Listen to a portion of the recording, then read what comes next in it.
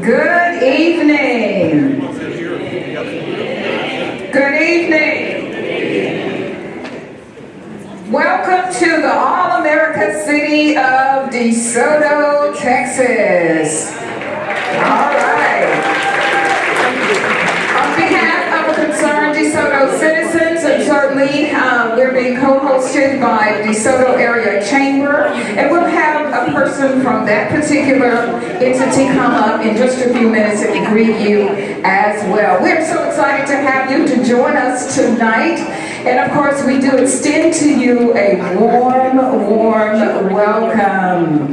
This evening, ladies and gentlemen, you will have an opportunity to hear directly from the candidates who have decided to run and serve the All-America City of DeSoto. So thank you for being here. Your presence means every single thing to us. It tells us that you're engaged in your community, so we want to thank you for that. We want to thank you for your continued service to the All-America City of DeSoto. So at this time, I'm going to relinquish my mic over to our Yolanda Weaver, who's going to bring you greetings from the DeSoto Area Chamber. Ms. Weaver. Thank you very much, Dr. Marks. Good evening, everyone. Good evening, good evening, good evening, good evening. They're telling me to move over and get in line with the camera. Okay, thank you. My name is Yolanda Weaver, and I'm a member of the DeSoto Area Chamber. But a fun fact about me is that I'm also on the board for Concerned DeSoto Citizens, so I'm wearing dual hats tonight for the board. Our mission is to foster economic development growth in the great city of DeSoto, our business community, and in our surrounding areas through economic stimulation, networking, advocacy, support, and information. I'd like to thank you all for coming today, and I'm looking forward for a great evening. For tonight's agenda, we will have our first half of the night to be the forum for our DeSoto ISD school trustee candidates. After a brief intermission, the second half of tonight will be with our DeSoto City Council candidates. Prior to tonight's forum, we put out a public survey to request questions from the community that you would like to ask the candidates that we have here tonight. So tonight's questions have already been selected and sent in, and we look forward to hearing their responses to understand where they stand and key issues that affect our community. So before we get started, I'd like to have Ms. Pierce, our president of DeSoto Concerned Citizens, to give our invocation. Ms. Pierce is our president of DeSoto Concerned Citizens, and while I'm here, can I have the other board members stand, if you would? We have Antoine Tyson, who's the vice president for our programs, and then there he is. And we have Mr. McCowan, that's back there with the cameras. He's the treasurer. We have Fran Morgan, that's over there at our registration table. She's our secretary. Myself, I'm the vice president of membership, and I do have a table that's there. So if you guys would like to sign up for either the chamber or for Concerned DeSoto Citizens tonight, you may do that as well. And I'm here in, what's her position? Oh, okay. So we're recognizing our members as well. So thank you, Monica, for being here. Are there any other members? Okay, there's Dr. Marks, there's Perrette Parker, and there's Gayla over there. Any others? Just wave your hand. Oh, that's right. Pastor Kirk Crone is here. And then all others, thank you for being here. And Mr. Eugene Walker, our chair for our DeSoto Area Chamber, could not be here tonight. He is ill, so keep him in your prayers. And then at this time, I'm also asked if we have any dignitaries, would you please stand in the audience? Okay, oh, there's our mayor. How are you doing, Mayor Proctor? Okay, we have our Councilman Ken Waters, and then Perrette Parker, Councilwoman. And then also we have our school board over here, if you raise your hand. We have Abe Cooper, James Durham, and then also Karen Lacey. Are there any others? Okay, wonderful, thank you. So at this time, Ms. Pierce, if you would come on up. Thank you. Okay, good evening, everyone. It's just a prayer time now. So if you would, just please pause and be attentive to prayer. Most gracious and loving Father, we thank you for bringing us together this evening. It's with humble hearts that we come in gratitude and praise because we recognize, Lord, that every good and perfect gift comes from you. We acknowledge that without you, we can do nothing. And with you, all things are possible. So Lord, we're just asking for your spirit to dwell in this place this evening. Let it flow from heart to heart and head to head. As we thank you for allowing us to gather in a spirit of unity, respect, and shared responsibility for our community. Lord, we ask that you bless each candidate with clarity of thought, honesty of purpose, and respect for one another as they share their vision. And please, Lord, grant those of us who are listening wisdom and discernment to hear with open minds and gracious hearts. May this forum be guided by truth and a sincere desire to seek the good of all who are in this community. So it's in the precious and holy name of Jesus, who is the Christ, that I pray. I pray that your will be done. Amen. Amen.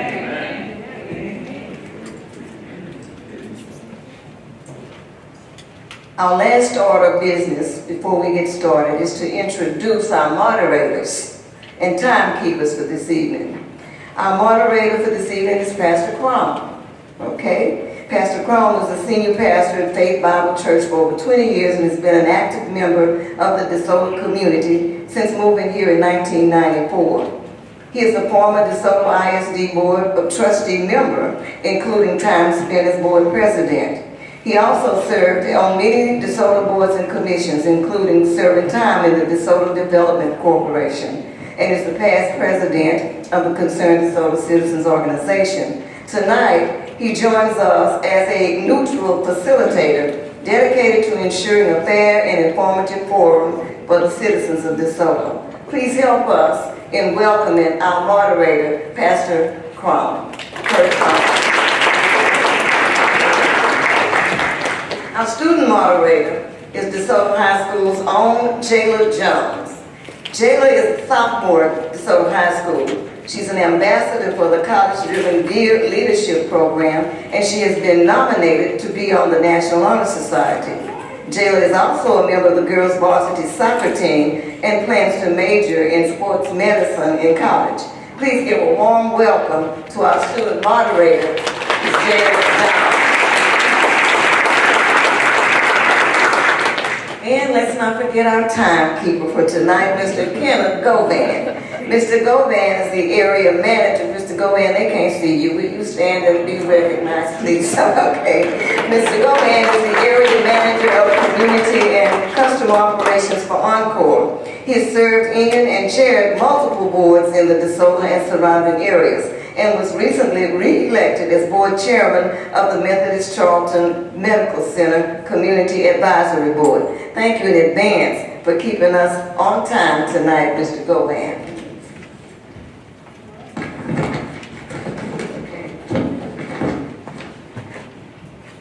And now we're in the hands of our moderator. All right. Mr. McCallum, I'm not sure how to take this mic on, so I'm going to talk really loud. Okay. We're going to ask our candidates for DeSoto ISD School Board Trustee if you'd make your way to the front and take your seats, please. Please listen carefully to the rules for tonight's candidates for. Each candidate will make a. Sorry, y'all. Each candidate will be.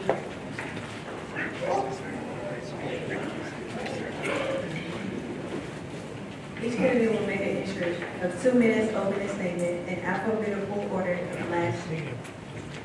All questions will be presented by one of the moderators. The candidate will begin speaking only when a moderator calls his or her. Each candidate will be permitted 1 minute to answer questions. Rebuttals will only be granted by a moderator if a candidate happens to call you out by name during their response to a given question. Candidates are not to ask each other questions directly. Time provided for rebuttal is 30 seconds. Each candidate will make a 1.5 minute closing statement at the end of the forum. The sequence will be in reverse order of the initial addresses. Both address and questions, the timekeeper will signal 30 minutes are left. The candidates were asked to please be silent. Shalonda would like to acknowledge a couple other dignitaries in our presence. Sorry, guys, but I would be remorse if I did not acknowledge our past mayor, Mr. Bobby Waddle. Would you wave your hand, please? And then I saw, there he is, I saw our past state representative, Carl Sherman. Would you please raise your hand? Thank you so much.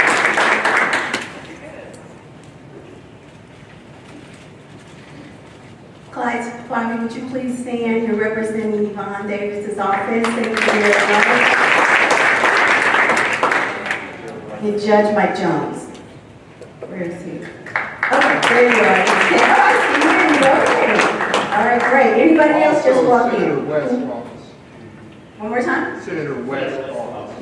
Oh, okay. Hi, how you doing? Good to see you. Thank you for being here. All right, did we miss anybody else?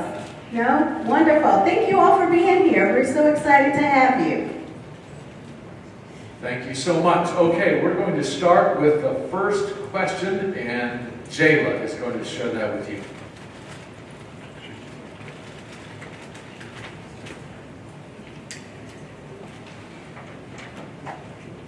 Now let's begin with opening statements for our candidates for DeSoto ISD School Board Trustee. You will each have 2 minutes for opening statements, and we're going to begin with place 3, Karen Lacey.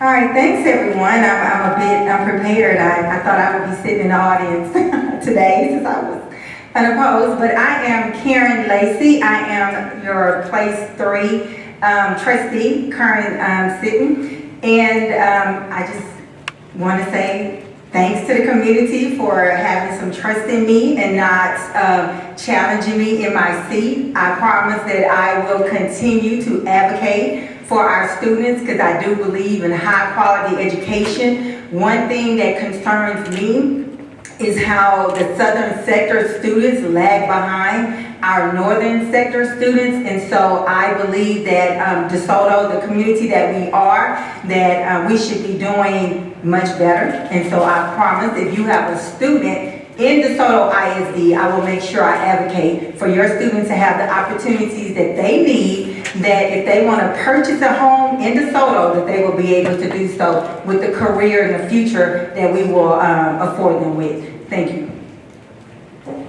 Thank you, Ms. Lacey. Next we have in place 4, unopposed, James Durham.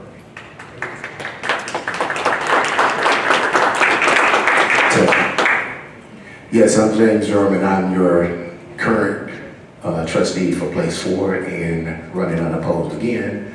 I'm choosing to run again because the work is not finished. And there was a lot of work to be done. There's a lot of work to continue, and I am the right person for the job. We have had some setbacks, and we have learned a lot from those setbacks. And now it's time to put more structure, more systems, do more monitoring with the lessons that we have learned. And so I am honored to be running again. And as Karen said, I'm glad I'm not running opposed. So the work will be continued to get better. Thank you.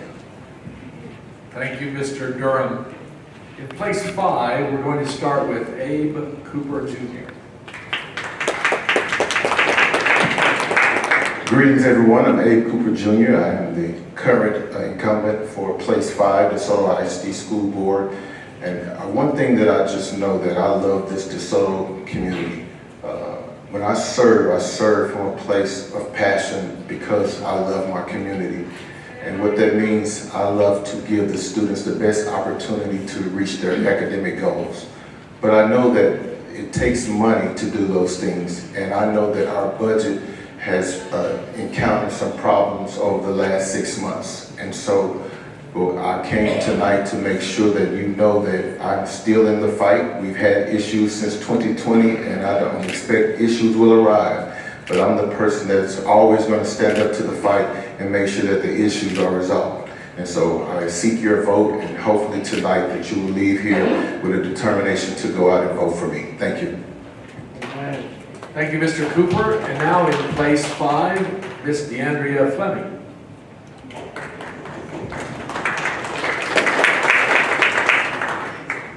Hi, I'm Dr. DeAndrea Fleming, and I am asking for your support for 3 reasons. The first reason, 21 million. That's where it was when I sat on this board in 2018. We had a $21 million deficit, cash strapped. Second reason why I'm running again, and it's not in order, but 21 million. Here we are in 2026 in the same situation. It's not a small issue. It's not a situation. It is a real problem that is affecting our community. And thirdly, it is because every child in this district deserves an equal life chance. And they cannot do that when we don't have the resources, when we create our own inequities in our own community.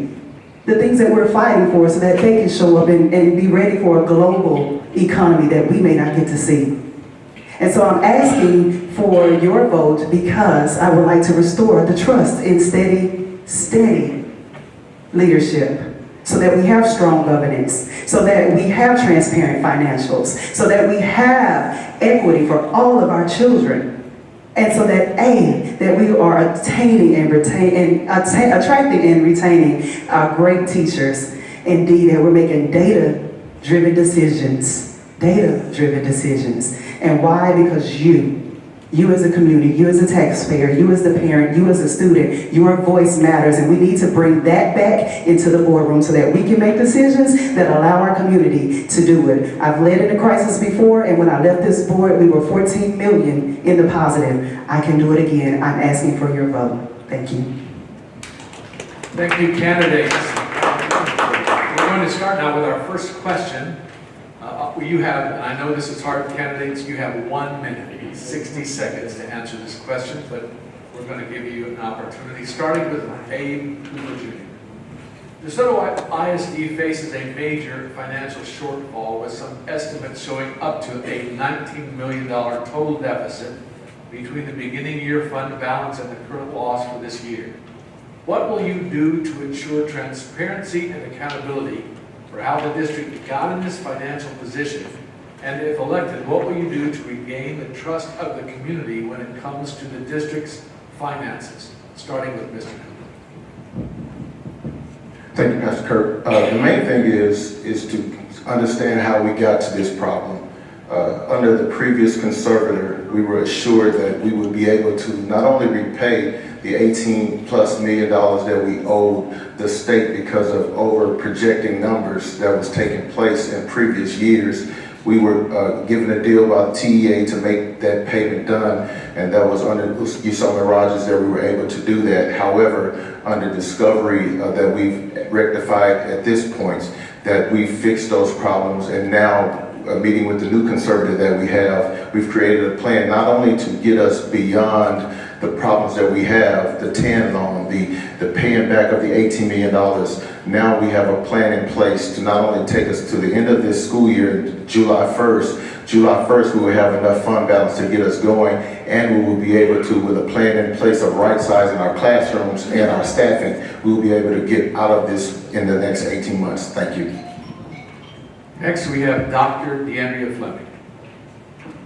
You know, as a coach, when the play works, you don't throw it out. And so what I can do is go back to what plays were working. We had a finance committee, and the finance committee met with leadership, and so that we were looking at our first rating. We were looking at the compensation manuals. We were looking at numbers that were, the spending that was happening inside the district, and we would bring it to the boardroom. And then we go to the community, and we would have town halls, bi-monthly, where we told the community what was happening. So we go back to the play. We don't call an audible in the middle of the play. Strong governance. There was a lack of oversight when we had to ask the questions. The superintendent can only do what they've been allowed to do. When the board is aware and the board is asking questions and the board is aligned in governance and a framework that works, that is how you win. That is the winning formula, and we had it. I rest. Next, we have Karen Lacey.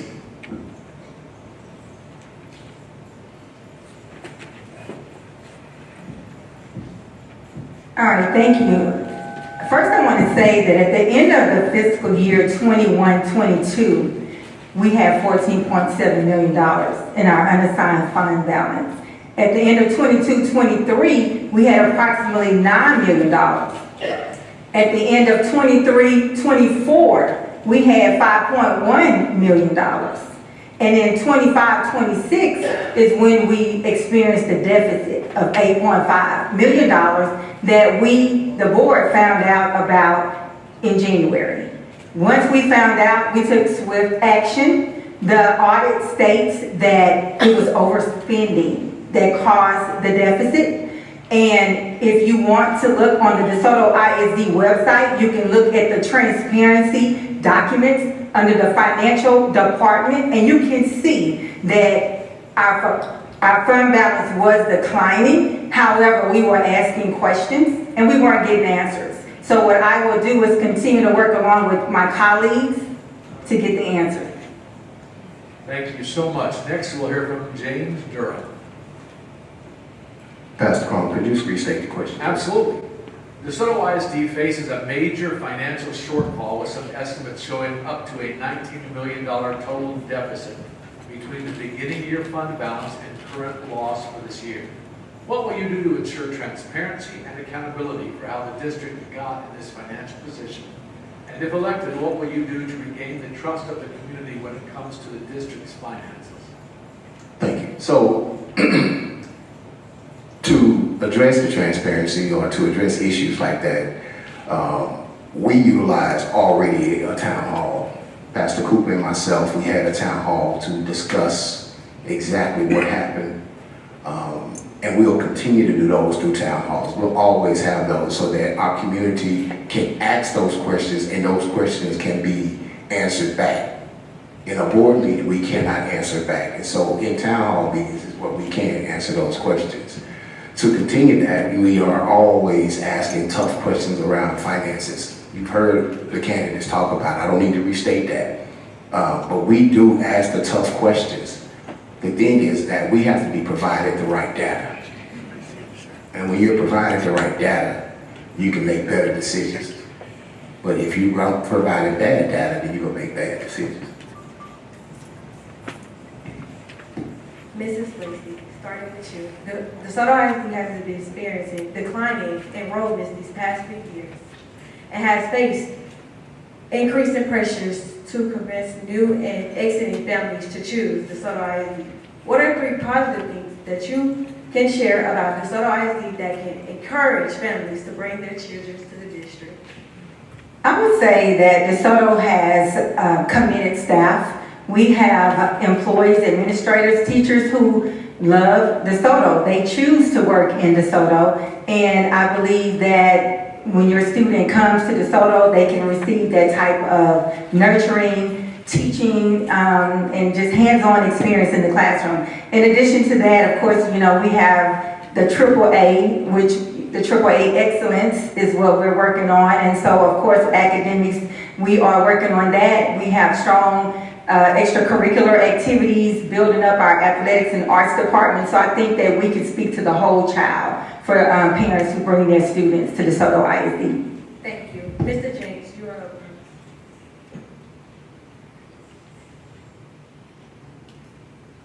And you restate the question. Yes, sir. DeSoto ISD has been experiencing declining enrollment these past few years and have faced increasing pressures to convince new and exiting families to choose DeSoto ISD. What are 3 positive things that you can share about DeSoto ISD that can encourage families to bring their children to the district?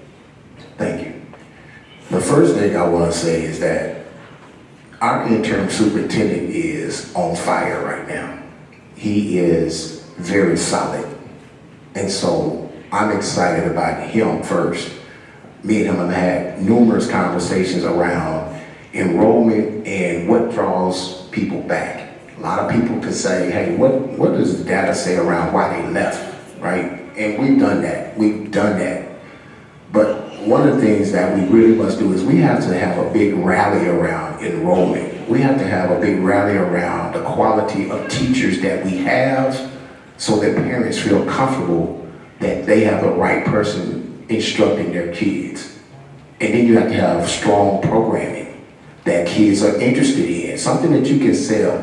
And then you have to have a big rally around what you're doing. If you don't market that stuff, then you're gonna lose.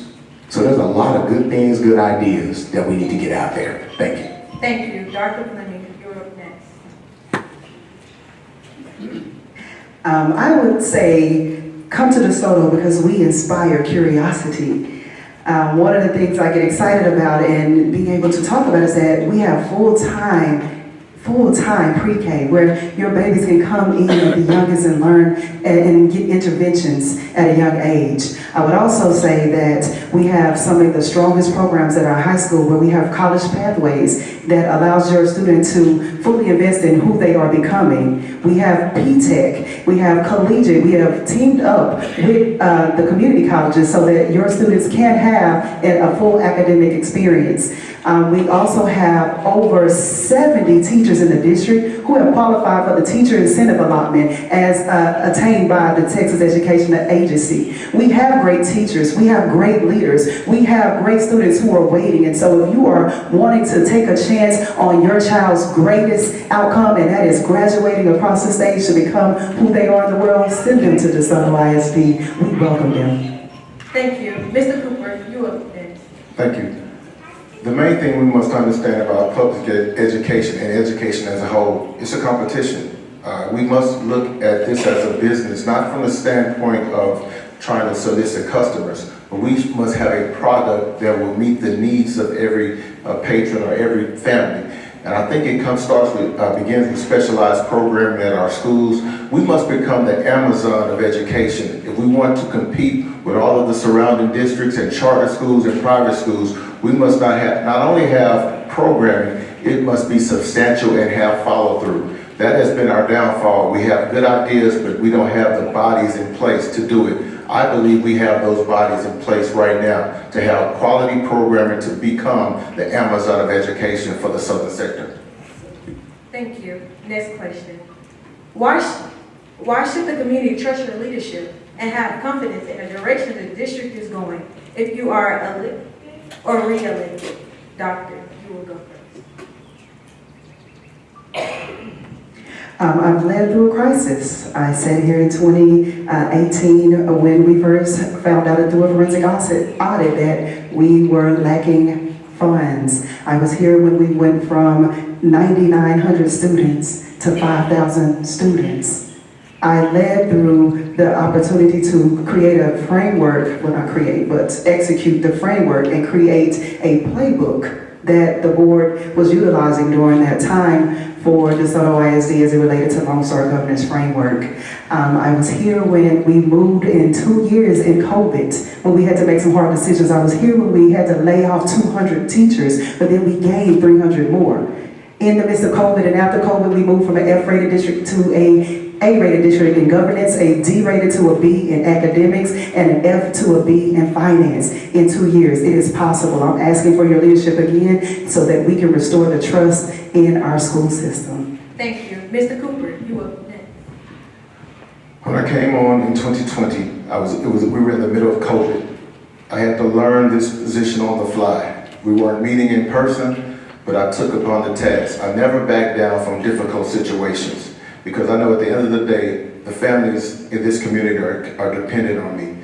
And so when we have difficult situations, we've had them since COVID, we had them in COVID, I was there too. We had them when we were overshooting on our numbers and the state wanted their money back. I was there for that. And right now, even though mistakes were made, I'm not going to blame anyone. I'm going to get the job done. That's my philosophy. You have problems, you deal with the problems for the betterment of the community. And so that's my position. I handle the problem as they come. I don't panic. I don't blame people. I deal with it and make everyone in the room feel good about where we're going.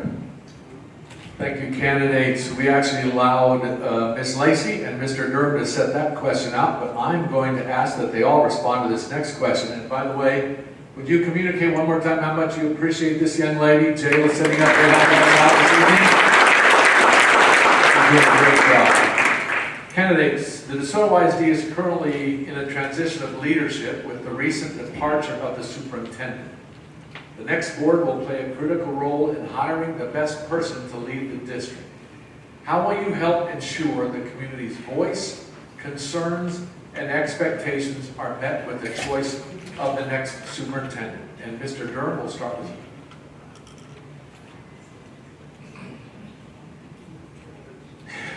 Yes, so I've never been a part of hiring a superintendent.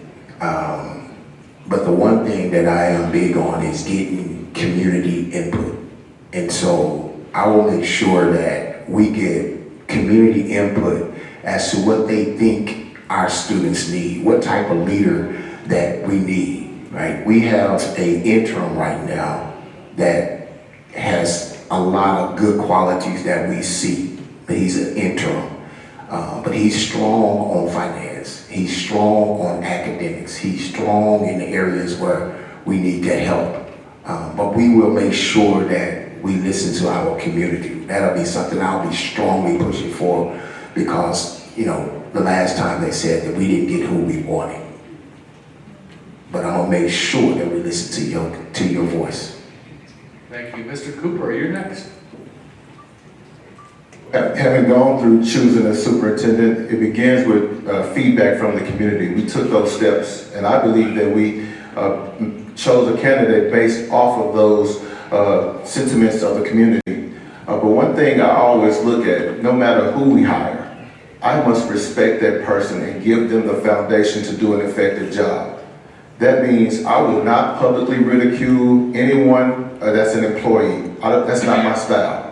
I'll deal with them, and I'll deal with them in private, and when we come before the people, they will understand that they've made mistakes if they've made mistakes, but I will never make a public spectacle of any employee because I need that employee to be their best self every day they show up for work. And I believe by being the foundation, I believe in servant leadership, and I believe in making sure that my employee is always ready to do the job, because if they're bad mentally, they're not going to do a great job.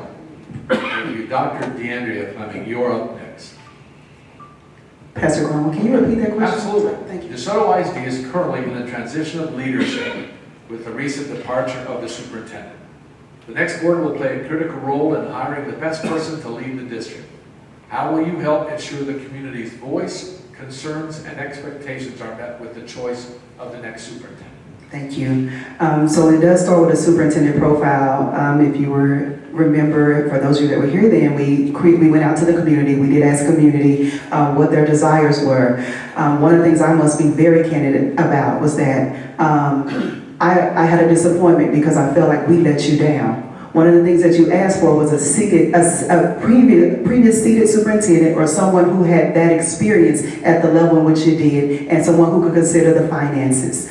And so when that was not considered, again, it should have been on the board to come back and say, here's what we considered, here's what we did not consider, and we weren't able to choose. In the next superintendent profile, it is it is being transparent, not who the candidates are, but what qualities do they possess, and does it align with who you were looking for, who you asked for, and then holding them accountable to ensuring those things are done without having to fall into say yes without supported evidence. I think the biggest thing we could do is provide a coach for the superintendent once hired. Thank you. And finally, Karen Lacey.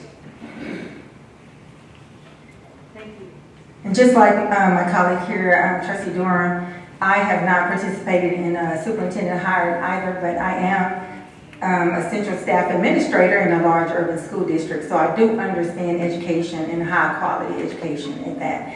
I think to help make sure that the community voice is heard is similar to how when we set the board goals, we went to the different organizations and we had meetings and we talked to them to find out what were their values, what did they want to see in the from the school district. So I think similar to that is for us getting a survey, sending them out to the community to find out the profile of a superintendent that they want, and then bringing ourselves to the organizations to meet and hear from them and make sure that we implement those choices and ideas in the candidate who we select.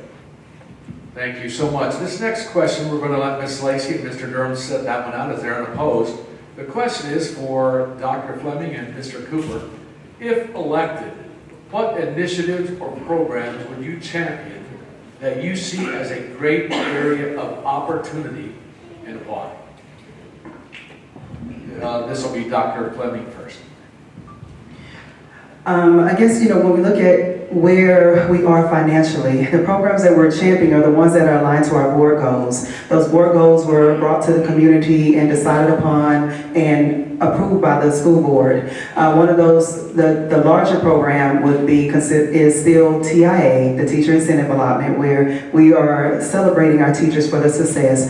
We have our Gear Up program, we have our PTEC, so it's really the high school, celebrating the choice that happens at the high school, but trying to ensure that we're aligning the identity so that there's not so many things that parents are having to choose from that still give all the students the same outcomes.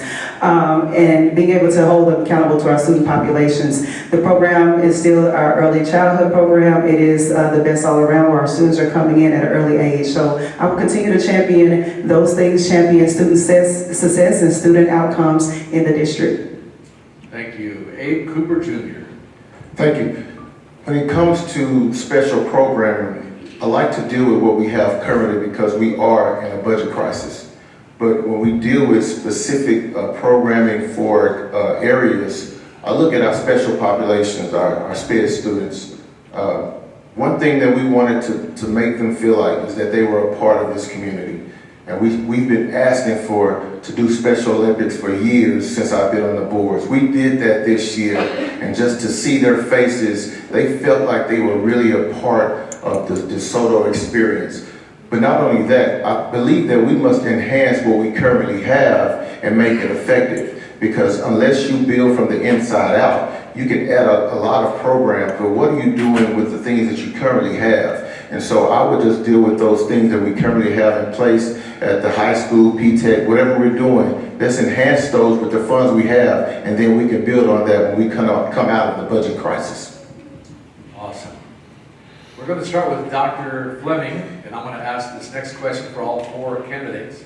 Civility and respect among fellow trustees can set the tone of how effective a board can be to address challenges and to make good decisions on behalf of students and staff.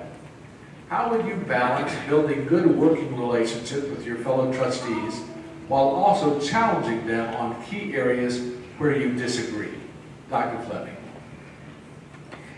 Thank you. I think a good coach always plays back the tape. I can always play back the tape on my past leadership experiences and how I've interacted.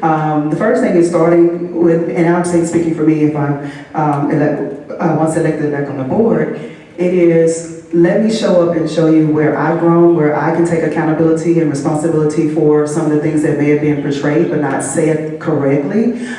Starting there, repairing those relationships. I think the second part of that is when there's accountability has to happen, let's go back to what we all agreed on. Let's remind people of what we said we wanted to do, because we all have the ability to disagree. That's where we show up, but we don't disagree out in a space where it looks like it's divisive, but also being able to communicate while we disagree and holding each other accountable to that. Thank you. Thank you. Abe Cooper Jr.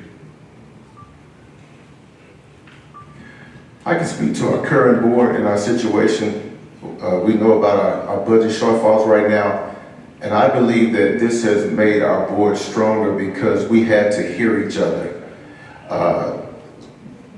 Two of my board members down there, we don't agree on a lot of things. However, we know at the end of the day, it's not personal, it's about the kids, and it's about our students, it's about the health of our district. And so we can disagree, but that doesn't mean that we fight.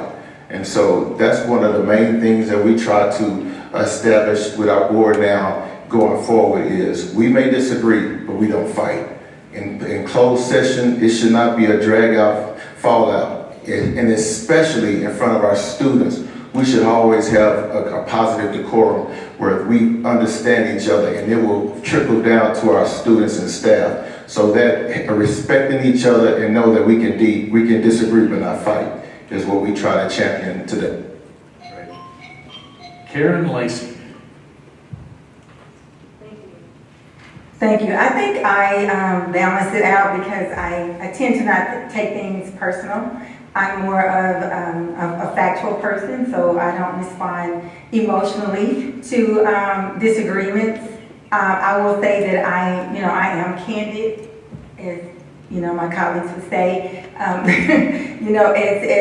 Trustee Cooper has stated, yes, we have not always agreed with everything, and we may have some pretty heated conversations. Trustee Durham is a part of it. And but still, when it comes down to it, we're here for our students, and we understand the importance of the role that it takes, and when it counts, we know how to anchor to the work, even though we may have some personal disagreements on things. So we have to learn to attack the arguments or attack the point and not the person. And finally, James Durham. Yes, so I think what helps us on our board is that we're so diverse. We have so many different attitudes. It's key though that we listen to each other without blame. It's key that we hear and listen intently. Yes, we do. We will have disagreements. What I think we agree to is that we don't want to be out front with all of that, right? We don't want to be looking messy. That doesn't mean we don't have the knockout fights in the back. We do. Good disagreements are okay. It's okay to disagree. It's just, making sure you do it respectfully and that you're doing things the right way. Do it for the right reasons. But at the end of the day, if it's not about kids, we're going to fight all day. But if you're about the kids, then your decision making and all that will be okay. But just, you got to learn how to talk to each other and respect each other. And one of the things that Lacey always says, we got to learn how to unite too. And that's what we're working on right now, is how do we unite. Thank you. Mr. Cooper, we started with you first. What do you believe will be the most important responsibility as a student board trustee? A student board trustee? Yeah, a school board trustee. Okay. Right, we haven't established that yet. Repeat the question in totality for me, please. What do you believe will be your most important responsibility as a school board trustee? Working with the interim superintendent right now to deal with our not only right sizing, but make sure that we are financially not only going to be able to finish the school year, which we have a plan in place for that, but going forward, how we're going to come out of debt. No one in the room likes debt, but I believe I have to deal with my problems head on. And so that's my main objective, is to get us in a space, because if we don't have money, the program is not going to matter anyway. So we need to fix this problem, and I believe we have a plan in place to get it fixed. Thank you. Dr. Fleming, you will be up next. the most important role or responsibility is ensuring that the decisions that will be made in the boardroom don't affect the classroom. There will be some hard decisions and that will have to be made in the upcoming months. The biggest responsibility is ensuring that the team of 8, it's for one, united after the vote on what the decisions need to be. It is supporting the interim superintendent, and the next one is communicating who the next leader will be that will basically influence those decisions so that we don't find our way back into the situation that we are currently in, and making sure that we are all above our understanding, or overstanding as I like to say, in what governance, great governance looks like, because it is possible when we are focused on the framework and ensuring that student outcome goals are improving. Thank you. Moving on. Now it's time for our closing statements. Each candidate will have 1 minute and 30 seconds, starting with Dr. Fleming. I want a person to say, great job, Jada. My name is Dr. Deandrea Fleming, and I am just asking for your vote. You voted for me not once, not twice, but 3 times have I ran for this seat, not in this place. 2 of those times you believed in the work that I was going to do, and so I'm just asking for your support, your trust, and your accountability to do it again. I've led through a crisis. I know what it feels like. It's not the greatest feeling in the world, but when the work is done and you see the outcomes, I remember sitting in that boardroom and celebrating that we had the B rating. It is the greatest feeling in the world when we were under conservatorship. It is an even better feeling when you know that we can do it again, but this time, make sure that it's sustainable. So my name is Dr. Deandrea Fleming. I am asking for your vote for trustee place 5. Thank you so much. Mr. Cooper, you will be up next. I seek your support, I seek your vote. When I serve from a place of giving my all to my community. I don't rest until every student wins. And so as long as all of our students are not winning, the work has to be done. When it comes to my giving of myself for this seat, I don't look at it from an agenda purpose. It's all about the students. I don't get paid to do this. It's about my heart and my heart for people. And I cannot rest until I see each student walk across the stage, meet their academic goals. That's when I can rest. And so until that happens, I'm steady to the work. I'm committed to the work. I will not let the work defeat me. I'm going to stay with the fight until every student wins. So I seek your support. I seek your vote. Thank you so much. Ms. Lacey, you will be up next. Thank you. I just want to say that I do need your support, and as a board, we need your support. I ask that you all come to the board meetings. I ask that you all, when we start sending out information for a profile for a new superintendent, I ask that you respond. I ask that you come to the meetings, because we absolutely do need you all, and we want our school district to reflect the values of our community. I personally I promise that I am going to continue to advocate for high quality education for every student who enters our doors. I have 2 grown adults who graduated from DeSoto ISD. They do not live at home with me because of their great education they received in DeSoto ISD. So parents, I promise, unless you want your adult children to live with you for the rest of your life, my goal is to help you get them out of your house by making sure they have a high quality education to be able to do that. Thank you, Mr. James. You're up next. All right. Lacey never fails me. I just want to say thank you, first of all, for hosting the forum, for those organizations that were involved with it, and say thank you for being here, coming out, taking time out to hear us. I'm asking for your continued support, and I like Lacey. I want you guys to come out to voice your opinions at our town halls. I mean, I think that's where I really want to hear you. Like, we can talk back and forth, so please come out. We have a lot to get done. We have a budget that we got to balance and then create, some cushion in our fund balance. We have a $199 million bond that you voted for that we need to execute flawlessly, because we're coming back for another bond in a few years. So we need you. We need you. We need your opinions. We need everything that you bring. All the stuff we see on Facebook and Twitter and noise in the streets. We need you. Come out, voice that to us so that we can be the person that you voted for, right? So we're here for you. We're here to execute the things that you plan on and that you voted us for. Thank you. Great. This concludes the DeSoto ISD School Board Trustee portion of our forum this evening. Man, it's tough when you put yourself out there. I appreciate these candidates for being willing to do that. Would you communicate your gratitude to their willingness to serve our district?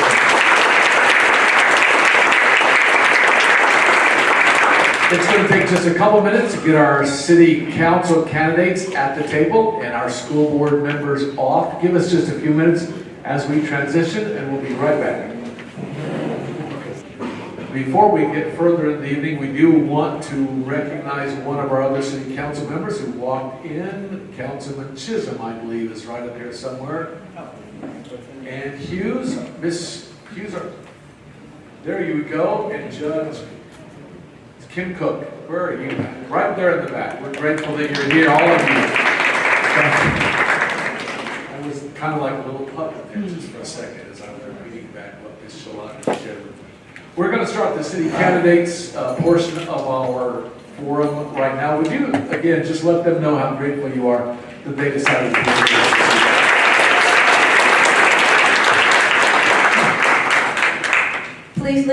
Please listen carefully to the rules for tonight's candidates forum. Each candidate will have an additional 2 minutes opening statement in alphabetical order. Last name. All questions will be presented by one of the moderators. The candidate will begin speaking only when the moderator calls his or hers. Each candidate will be permitted a 1 minute to answer questions. Rebuttals will only be granted by the moderator if a candidate happens to call you out by name during their response to a given question. Candidates are not to ask each other questions directly. Time provided for rebuttal is 30 seconds. Each candidate will make a 1.5 minute closing statement at the end of the forum. The sequence will be in reverse order of the initial address. For both addressing questions, the timekeeper will signal when 30 seconds are left. The counter will be asked to stop. Now let's begin with the opening statement from our candidates for DeSoto City Council. You would each have 2 minutes for an opening statement. We will begin with place 2, Dr. Corrigan. Oh, Garden. Sorry. It gets worse. Place 2, Tamara Oakwood. This is really difficult, and I had to ask too several times. Dr. Tamarian Alobele. Did I get that right? Alubele. See, it gets tougher. So we'll start with Dr. Gardner. Hello, good evening, everybody. My name is Dr. Cora Garner. I'm running for DeSoto City Council, Place 2. I'm a homegrown candidate. I'm a proud product of this community, and I'm the only child of Lloyd and Kathy Garner. They raised me to be respectful and ambitious. So the last decade of my life has been spent serving this community in different capacities.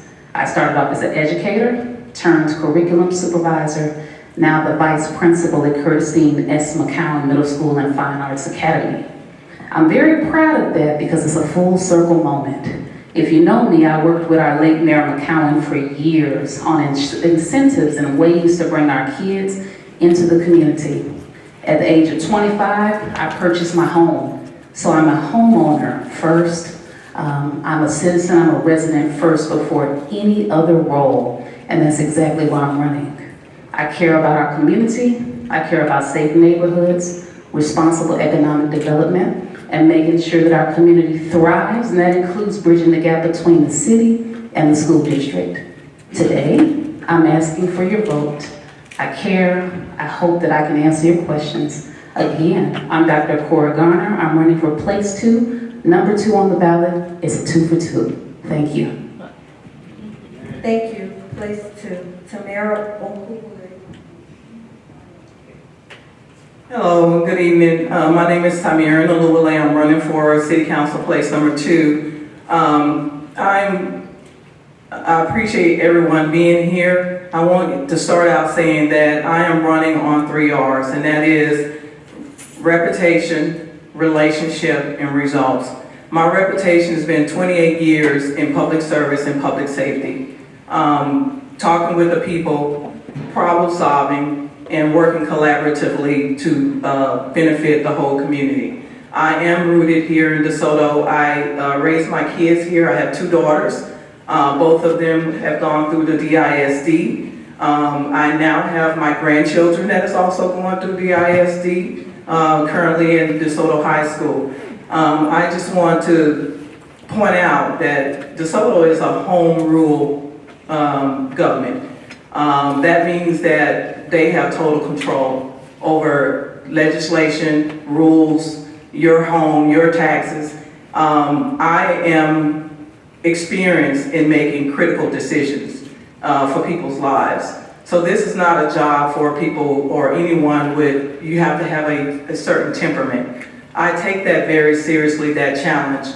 I put God before everything that I have done in the community. When I serve, which has been 28 years of leadership, I'm currently a lieutenant at Dallas County, where I'm over 8 city jurisdiction, and I supervise several deputies. Why does that matter? That shows that I have a management experience. That shows that I can advocate. That shows that I can collaborate. That shows that I can make critical decisions when needed. Thank you. Thank you. Next, Ms. Peretta Parker. Thank you. Thank you for having me, and good evening, DeSoto. My name is Peretta Parker. I'm the sitting council member for Place 2. I actually am a mom, I'm a homeowner, I'm a business owner, I'm a resident of the city of DeSoto for over 23 years. I've been here, and I've always led with intentionality. I lead with intentionality because I believe that leadership is about taking action, embracing accountability, and driving meaningful change that actually benefits all in the community. My goal is to actually build on all of the progress we've already achieved, to actually tackle any of the issues and or challenges that we're about to face, and to also enhance everybody's daily lives. My goal to do that would be to ensure that we grow fiscally responsibly, that we're guided by transparency and fairness. And I want to be able to do that with open communication, collaboration, and compassion for all of the community. I believe that DeSoto, I've been here serving in several roles before I took the seat. I've been on the park board. I am an actual manager, a business owner in the city of DeSoto, so I deal with businesses and people all the time. I believe there's a way for DeSoto for us to build a stronger, safer, and more united DeSoto. Let's go. Thank you. Place 4, David Eckerson.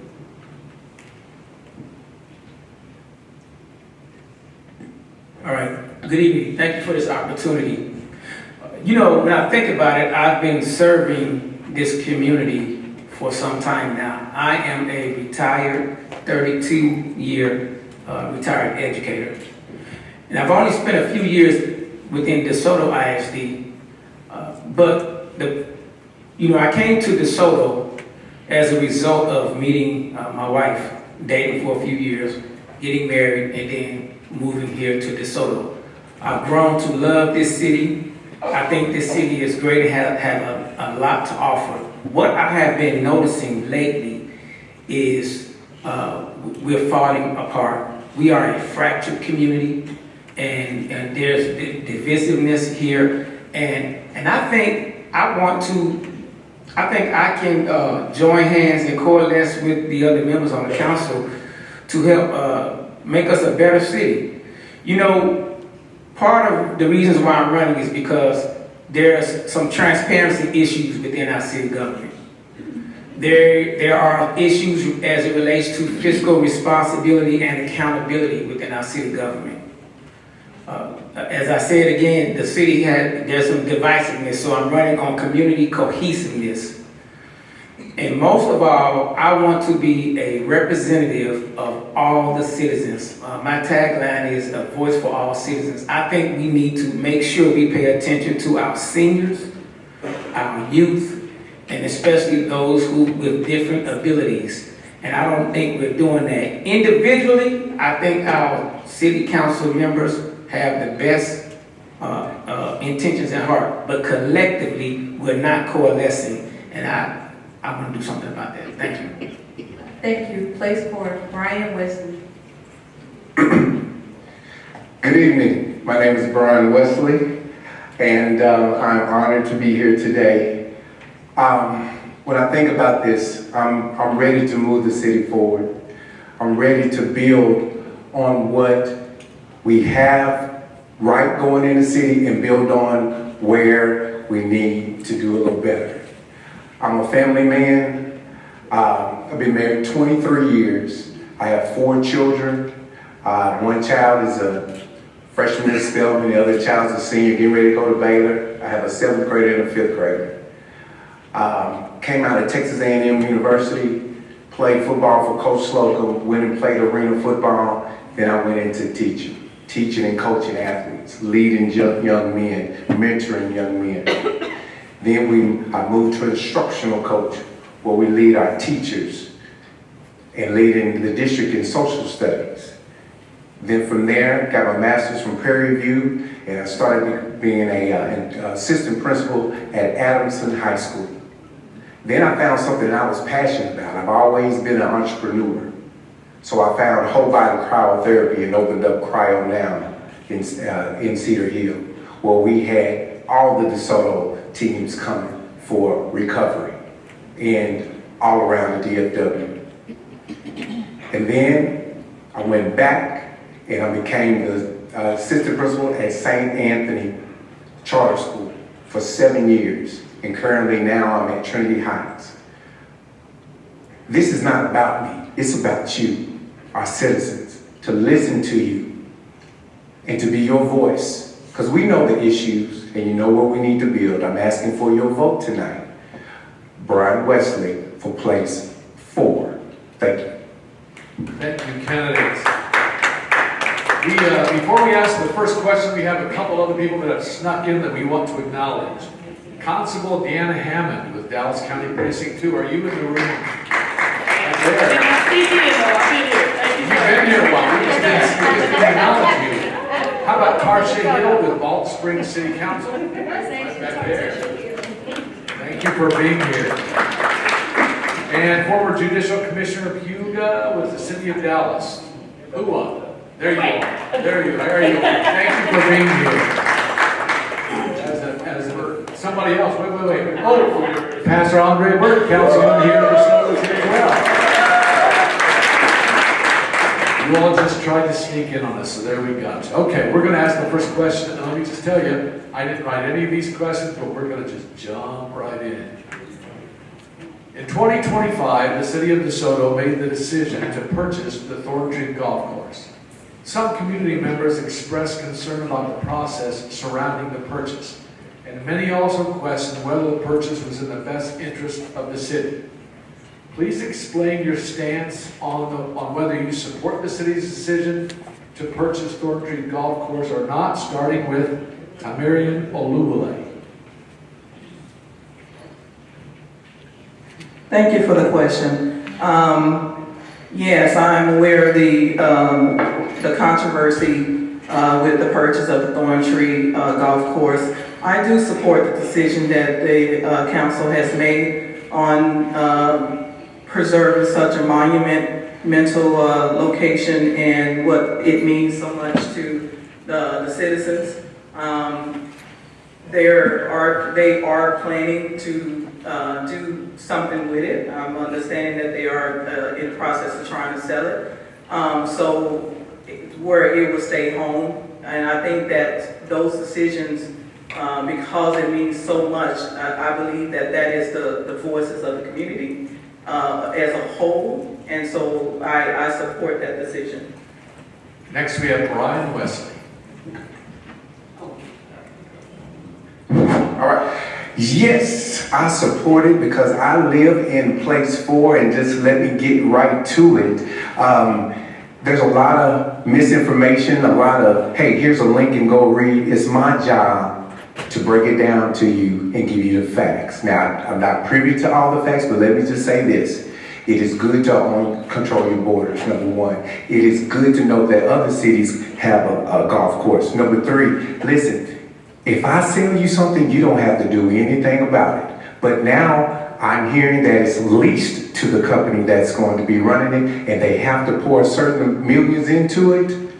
I think that's great because it is going to bring people to DeSoto, bring our value up, and invest into the community and the golf course. So yes, I support it, and you need the facts. We don't need to go by hearsay. You need the facts. And as your councilman, I will make sure I give you those facts.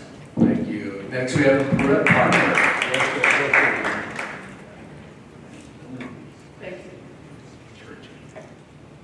Thank you for the question. And as many know, that I am the lone council member who decided that the Thorn Tree purchase was not the correct way to go. And I can back up everything that I said because, as I said before, when I got the information, there was not enough information to make that decision. And I still stand by that because there's so much about Thorn Tree that needs to be done. And I believe that when you do a purchase in the city, you're using taxpayer funds. The taxpayers should have been the ones who would have known what was going on before it actually happened. No time did we actually, as a council, decide to purchase it until that particular meeting. So that is why I believe that it was not the correct purchase at that time. Thank you. Thank you. Dr. Cor Gardner. Thank you for the question. I'm actually going to start with a rhetorical question to you guys. Don't feel compelled to answer. But what would you do if your home was falling apart? What would you do? Because I know what I would do. I would take a stance. I'm sorry, guys. Is there a way we can restart, to be fair, the microphone? I would like to restart. So thank you so much. I started with a rhetorical question. What would you do if your home was falling apart and you were noticing it crack by crack? Would you act, or would you sit there and allow it to fall apart? What would you do if you noticed your neighbor's house was falling apart? Would you say something? Because I would. As a principal of the school, I'm even looking at things to see if they're falling apart. Our citizens have made their voices concerned when they went to the council meetings and expressed their concerns about Thorn Tree. So with that being said, I absolutely support the decision to renovate it, to acquire it. It's all about controlling the outcome. I may not live in that place, but I know of the benefits that it has. I know the attraction that it brings. It's very important to this community, especially when we talk about our seniors having a day life and a night life. Thank you. And finally, David Edgerson. So regarding the Thorn Tree Country Club purchase, the question is not whether we support the purchase of it. The question for me is the way it happened. It appeared that it was shrouded in mystery. Not all council members were involved. I don't have all the details. I can only rely on information that was gathered through public records requests. However, I will say, anytime we make a major purchase and we are not involving citizens' input, I think you have what we have now. We have a lot of misinformation or disinformation. It is true that it being an iconic place, we should take care of it. But we have to make sure that we do things in order and according to the law and rules. Thank you. Thank you. For the next question, if you had to pick just one major improvement for your specific place, what would it be and why? Mr. Eggerson. All right, thank you. If I had to pick one major improvement for my place, I would say I would speak to infrastructure. Within place 4, you have some dangerous intersections that I've seen for myself. Several near misses in terms of traffic, especially right there where you have the Kroger Shopping Center and on John Silver's, that 3 or 4-way division right there. And then along the corridor where we have warehousing, we have some streets that are starting to show evidence of the heavy traffic caused by, the trucks going up and down the road. So that's just one thing that I would want to improve within my place. Thank you, Dr. Cora Gardner. Thank you so much for the question. About a year ago, I would have said our roads being improved, but I'm proud to say a call was made on behalf of my mother about a road on Parkerville that was very bumpy, and about 6 weeks later it was fixed. So I would have started with that, but now that we've improved on that, I'm actually going to talk about devices that will slow down speeding in place 2. I've spoken with some of our police officers, I've spoken with some of the residents, we've all noticed it. I think having the collaborative conversations, implementing the necessary tools and equipment to make us aware of the speed limit, especially in our neighborhoods, would help greatly. Thank you. Thank you, Ms. Tamara. Mind repeating the question, please? Yes, ma'am. If you had to pick just one major improvement for your specific place, what would it be and why? Thank you. I would have to say infrastructure. This is the echo of the community that I have spoken to in my place. There hasn't been any major or different changes in the area that I live in or that place. I can say that there are several smoke shops, 2 across the street from each other. Now, I'm not a smoker, but I'm not against people who smoke. But we don't have to have that many smoke shops in our district or place. And so I'm echoing the voices of the community that is in that area. That infrastructure, major infrastructure has to happen. They need to see more things done, and I agree with that. Thank you so much. Mrs. Parker. Thank you for that question. And in place 2, we are without sidewalks. So I believe that walkability is important. We have a lot. We do have a grocery store in our area. We have a lot of ways that people are getting around, but it's not by walking, and they want to walk. Most of the community is trying to get to and from their homes, and if there was a way to get the exercise in at the exact same time, if we spend money on putting some sidewalks in, we lessen the actual danger of people moving about without their actual cars. And I believe that's the first and foremost thing that I would improve on quickly. Thank you. Mr. Wesley. All right. What I would, if I had a magic wand or when I get in, I want to ensure that our seniors are still being taken care of. Now, I've heard some good things at the last council meeting. The seniors are getting a new roof on their center. They also looking to get them new vans. So taking care of our seniors. Our large populations, and we have populations that are coming up to be seniors as well. So just making sure that they have a healthy place they want to eat, they want to enjoy themselves, and they want to be safe. So what I would do is to ensure that we listen to our seniors, hear what's going on, and do my best to communicate the facts. Thank you. Great. Obviously, taxes and finances are in the news a lot these days. What strategies would you support to prioritize infrastructure funding without over-reliance on property tax increases? And we're going to start with Ms. Parker. That question. I believe that our CIP planning that we have in place right now, which is working on I'm sorry, let me start over. Can you repeat the question one more time, please? Absolutely. What strategies would you support to prioritize infrastructure funding without over-reliance on property tax increases? Okay, there are, again, a lot of situations in our community where we're talking about CIP planning. Right now, we're in the middle of talks about a bond that is actually coming.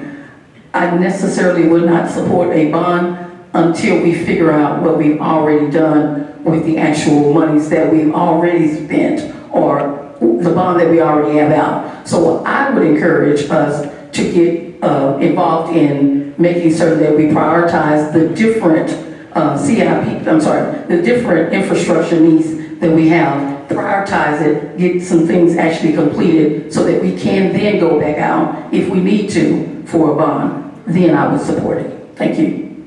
Great. Mr. Edgerson.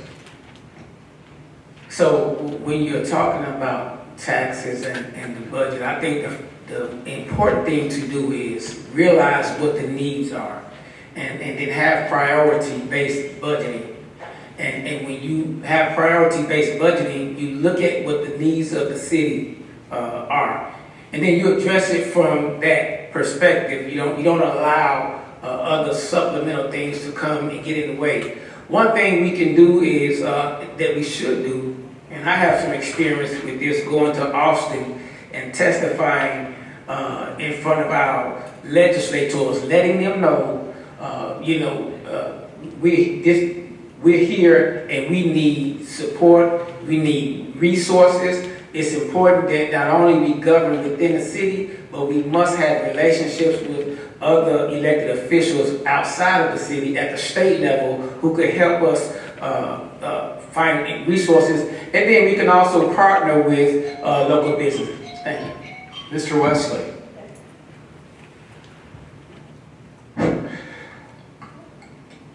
I don't support a tax increase, but there's a few things that you can do. You can actually trim the budget and prioritize.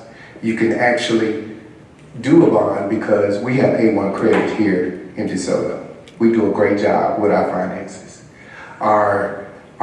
We pay back our bonds. Our reserves are top tier in this city. And then also, we can look to use federal dollars. We can look to use grants.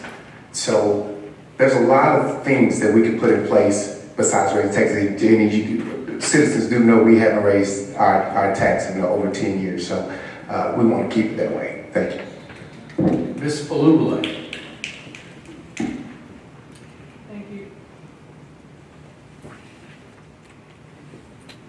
Sorry about that. Thank you again for the question.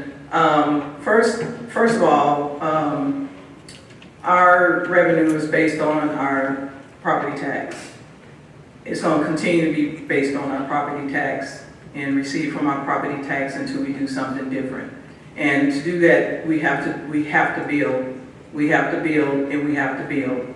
Our neighboring cities are outpacing us.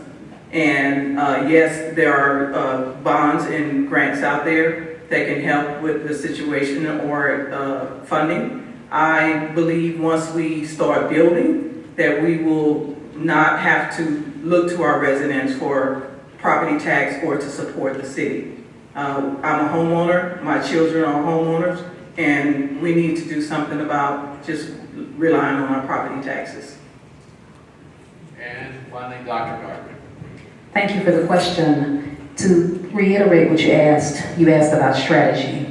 Well, when I was graduating with my PhD and I was a candidate, then my strategy always included reading, researching, collaborating. It doesn't matter what we're talking about, taxes, infrastructure, we have to keep those particular strategies at the forefront. If we're not educating ourselves, if we're not doing the research and the vetting of the developers, if we're not bringing people to the table, then what do we have? What effective decision are we making in the best interest of your taxes, in the best interest of DeSoto? So with that being said, that's the strategy that I will provide. Thank you very much. Okay, we're going to start at the other end of the table with Mr. Wesley. This question, the last bond that the city of DeSoto requested from voters was in 2014. Based on the current projects and infrastructure needs of the city, would you support a new bond if elected? Why or why not?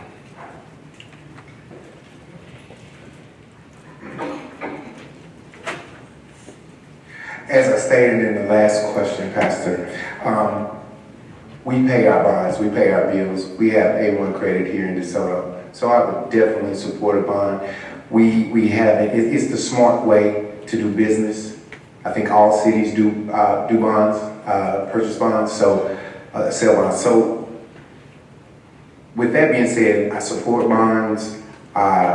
We haven't done it since 2014. So if we go back and research and look at our budget, we always pay our bonds off. But also, just to add, I do want our citizens to be involved in that though. They have to get understanding at a very detailed level to help us. Thank you. Great. Next is Ms. Alubale. Thank you for the question again. I want to start out, and I agree with my colleague down there on the end of the table.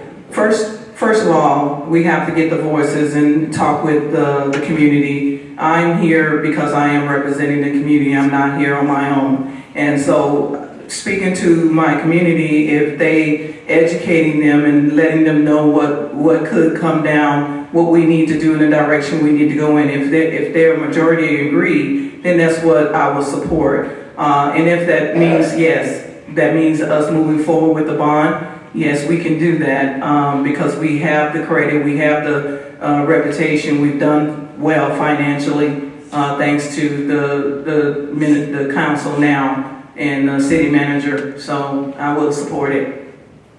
Dr. Gardner. Thank you for the question. I know the power of a bond. Back when I was in high school, graduating in the class of 2013, talk of the Hampton Road development emerged, and it was due to a bond that we have the outcome that we have today, and that we will see some progress in that area. I remember the bond that was approved by the school district and all that it changed for us for the better, the devices that it brought, the renovations that it brought. So the answer to my question is absolutely. I support the bond and I know what it can do for this city. Thank you. Great. Mr. Henderson. I think our community, we support bond elections. We just supported a bond with the school district.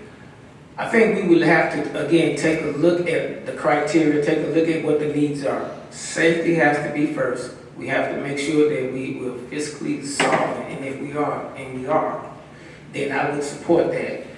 Also, as was stated earlier, I believe we should get input from the citizens.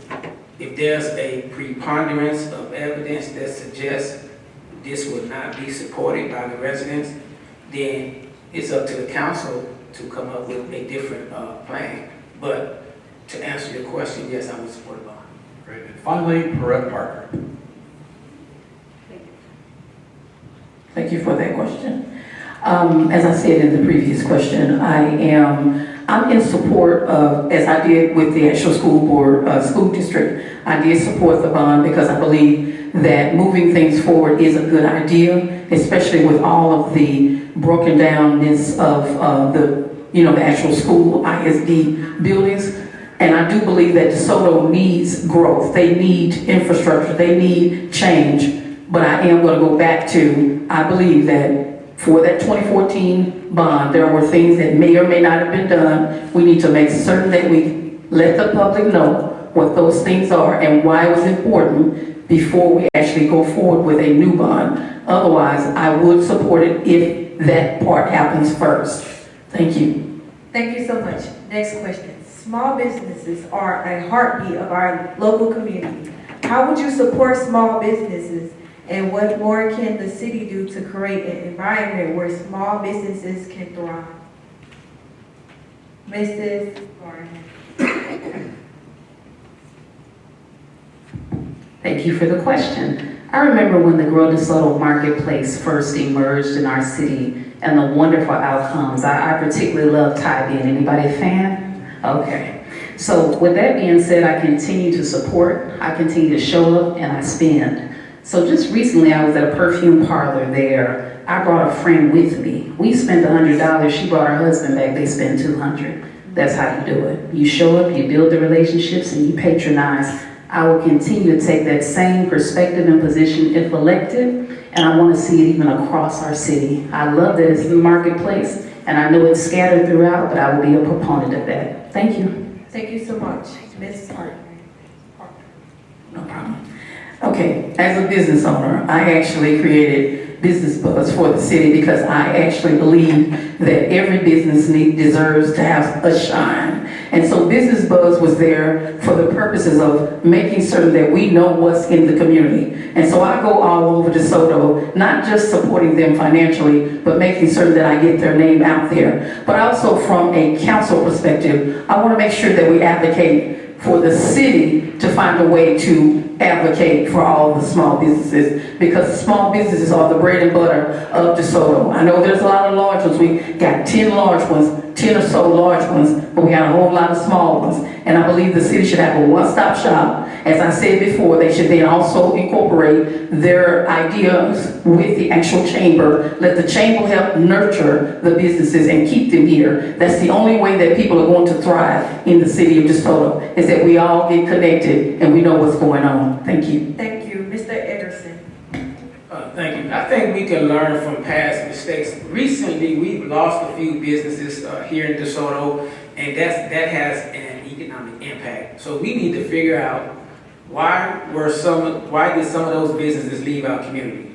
I do support small businesses. I think that it's wise for a city to have relationships with the business sector, along with the education community and the faith community. When we lock arm in arm with our business community, we can come up with programs and initiatives, and it can go beyond just offering incentives or tax incentives for the businesses to come.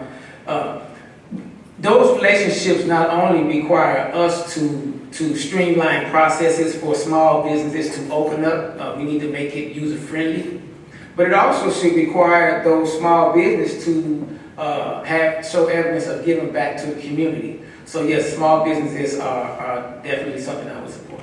Thank you, Mr. Wesley. Yes, I believe in small business as a small business owner myself, but it's personnel.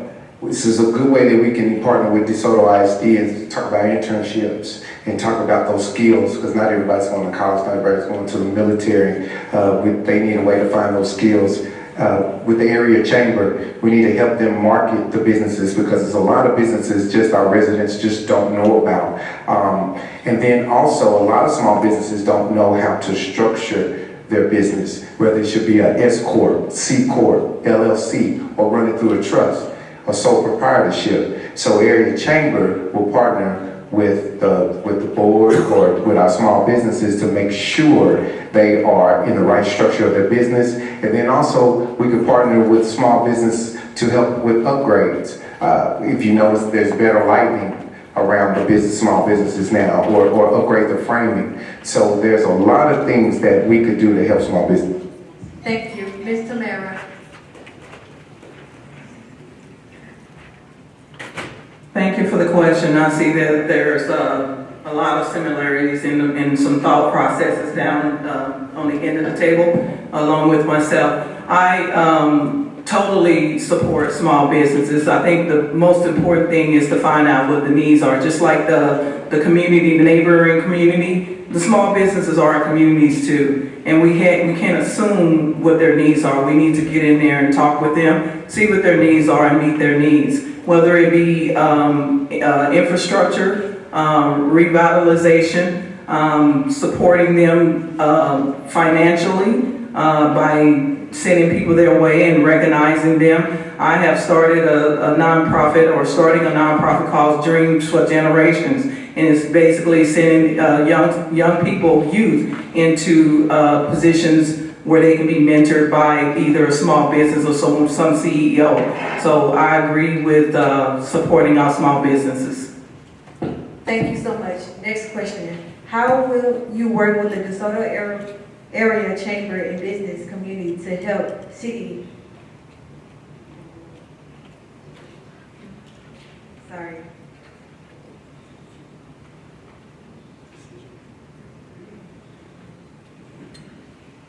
How How would you work with the DeSoto area chamber and businesses, community to help?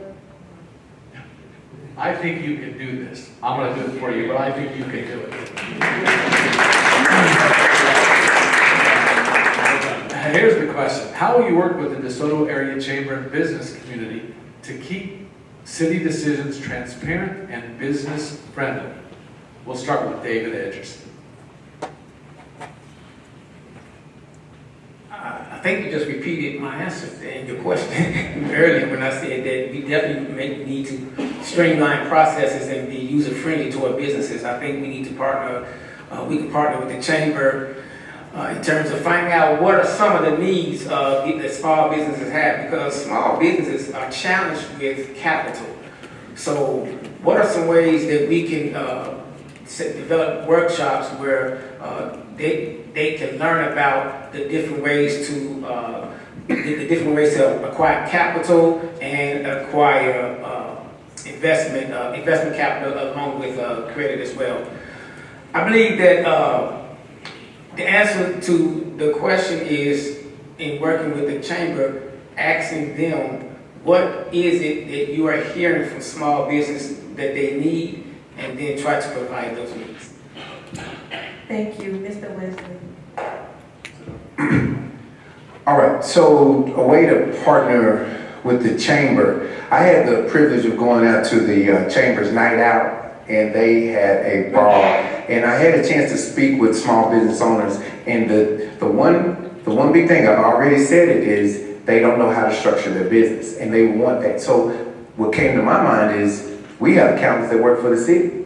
They are very knowledgeable. How about we have some of the small businesses partner with our accountants here at the city? And I know the tax incentives are for the big companies to come in, but let's offer the small business a tax incentive to get to help.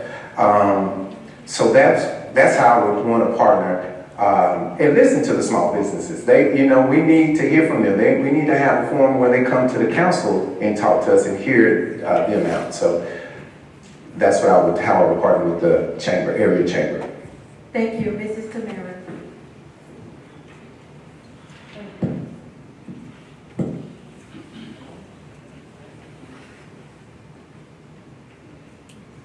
Thank you again for the question.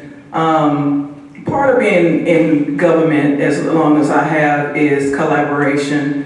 You have to collaborate with multiple entities to make things successful.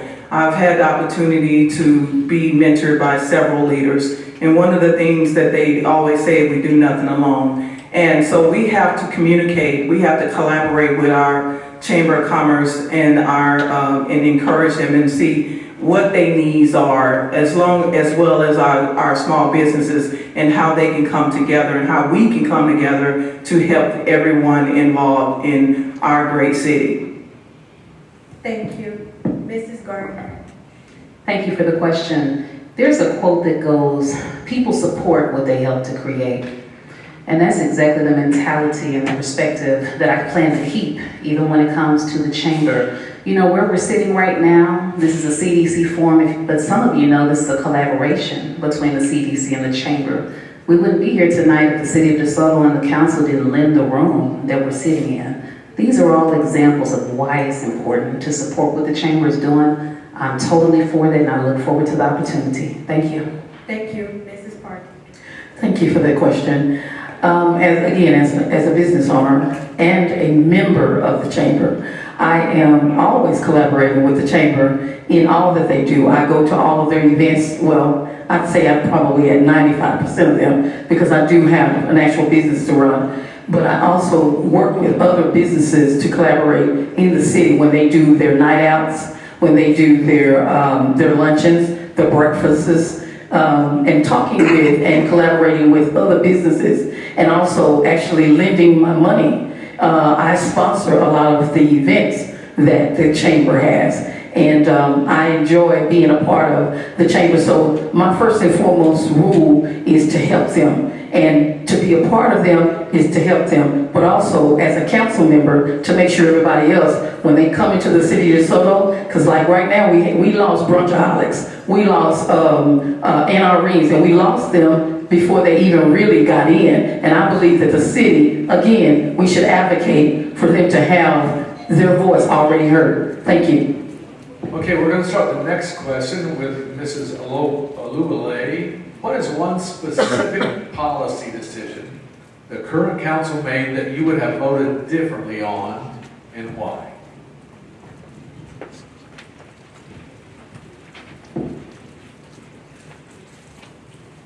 Thank you for that question. I would have to say, at first, I was a little apprehensive about the decisions to build the ark. And I say that because I wasn't sure if it would bring in the revenue that is needed, and looking at it from a standpoint of, is it totally based on membership, or how is the funding coming? But I see the work that has been put behind it, and so sometimes the initial thought or the looking at the things initially doesn't always line up, so it takes a little time to look at it again, and so that's what I've done. And so changing my mind on that, I'm looking forward to going and visit and see how things are working, because I try to approach things with an open mind. Dr. Gardner.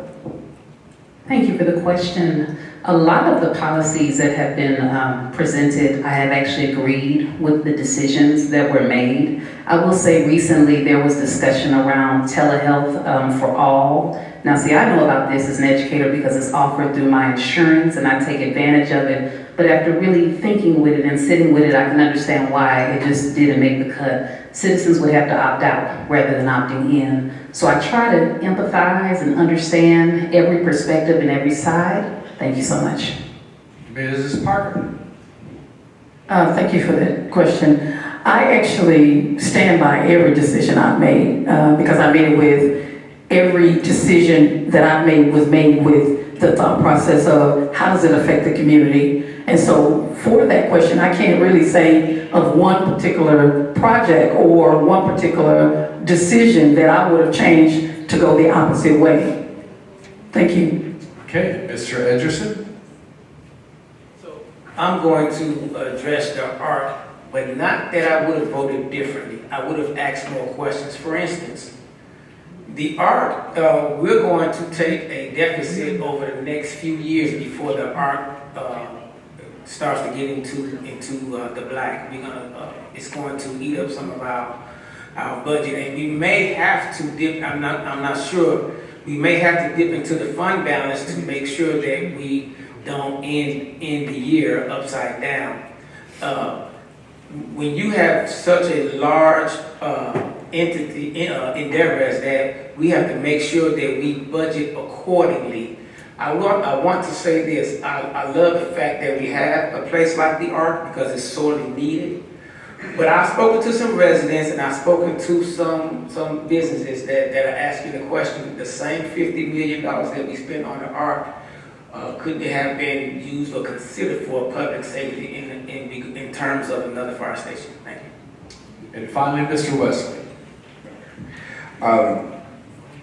Voted differently, I don't think I could say that because I don't have all the facts. So that wouldn't be smart for me to say what I would vote differently on, but I know what I am for. I am for, and I know it's coming, is that we do get another fire station. Because I'm all about public safety. My father is a retired fireman. Okay, I remember the nights at the fire station. So I'm all about our police, our firemen, our first responders, getting their personnel, getting their building, getting what they need, getting their equipment. So with that said, we do need another one. But we partner with people like Glen Heights to make sure our citizens are safe. So I know it's coming. And these next few years will be critical on what we vote on. So thank you. Thank you so much. Next question. How can DeSoto improve on youth engagement and opportunities for our young people? Mr. Wesley. All right, well, this is the heart of the matter right here. Our young professionals. Our young professionals are leaving. And we need to find a way to keep them here. They don't have many things to do here in DeSoto. Now, when you go younger than that, Our young people in high school, middle school, where do they go relax? So finding a way to celebrate them, let their hair down here in DeSoto is very important. Giving young people to do because the idle mind is the devil workshop. Let's give our young people something to do. And the area around the arc is going to be very strategic in what we put there because mixed home parks, the nightlife, young life, because young people want things to do. So from 8th grade, from middle school on up to our young professionals, making sure they have the skills as well. Thank you. Thank you. Mr. Eckerson. Please repeat the question. How can DeSoto improve youth engagement and opportunities for our young people? So, we don't have to make that a difficult thing. We already have a relationship with the school district. We just need to enhance our relationship with the school district. We need to, we have mayor for a day. We have fire chief for a day. I think we need to go beyond that and create a council of students, if you will, if that makes any kind of sense. I think that our students, I was at a forum the other day, Real Men Real Talk, and one of the high school students simply said, and he wasn't speaking for himself, he was speaking on behalf of his peers, a lot of his peers, many of his peers. They've checked out. They don't feel like they are being acknowledged or valued. We have to ask them the questions. What is it that you need? What is it that you want? We have to make sure that they know that we have their best interest at heart so that they can graduate and remain in the community once they go off to college or if they decide to stay and enter the workforce. Thank you. Thank you. Mrs. Garza. Thank you for the question. When I was 18 years old, I was invited to a mentorship program here, actually in the Bluebonnet room, or rather, yes, the Bluebonnet room, which is here, and it was hosted by Mayor Proctor. At the time, she was a city council member. It was me and several other young ladies that sat in a circle. We did this every Saturday. Look at me now. So when I say I'm a product of this community, this is what I'm talking about. So we need to keep that momentum going with the mentorship. I'm very proud of the internship work that's going on. We had an intern here tonight. Her name was Brianna Looney. She's a proud graduate today, but she showed up to this event. I would like to see some pipeline workforce opportunities for those interns to immediately get a job after high school or college. Thank you. Thank you. Mrs. Parker.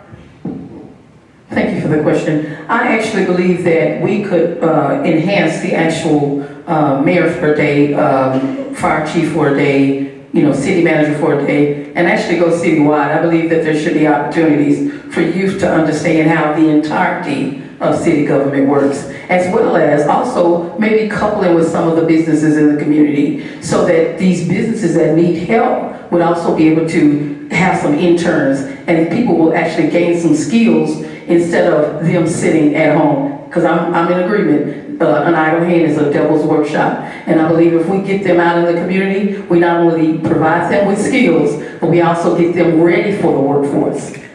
Thank you. Thank you. Mrs. Tamara. Thank you. Thank you for the question. As I mentioned, I have formulated dreams for generations because I have been in the community and I've spoken to a lot of young youth. And one of the things that I found is that they're not inspired. And so I believe in leading by example. I am that person who not only just speak to them, but I show them by my works what I am doing, but I also believe in diversity, putting them with areas or putting them with people that can mentor to them, letting them see hands-on that I can do what you're doing, or I can be a constable for a day, I can be the mayor for the day, or I can be that engineer for the day. And so they have lost their inspiration, and we need to give them back that inspiration, but we also have to lead by example. Great. Brett Parker is going to lead us off here by answering the following question. The DeSoto City Council members currently serve a maximum of 2 3-year terms for a total of potentially 6 years that can be served. Do you support keeping the current term limit in place, or would you support either a longer or unlimited term limit? Please explain your position and why. Thank you for that question. And as a city council member, this will be my second term. And so if things were to stay the same, that means that I would roll off in 3 years. And I believe that term limits are important because when we're talking in terms of what is going on in the community, there are people waiting in the wings with new ideas, new inspiration. They're able to come in, and if they have to wait 8 years before they can actually get involved, or they feel like they can get involved, it can be a deterrent to people actually getting engaged. So I believe that term limits could be maybe, you could go 4 years each term, but I don't believe we really should go past 8 years or 6 years on any person. And that's just from my perspective. Thank you. Okay, next we have Tamarian Olubale.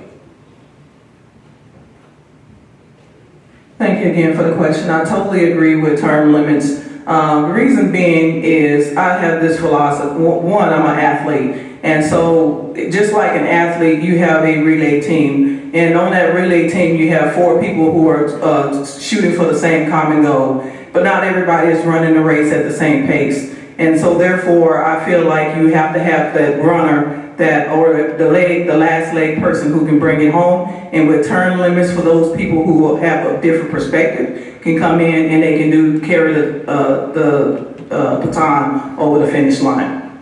And Brian Wesley.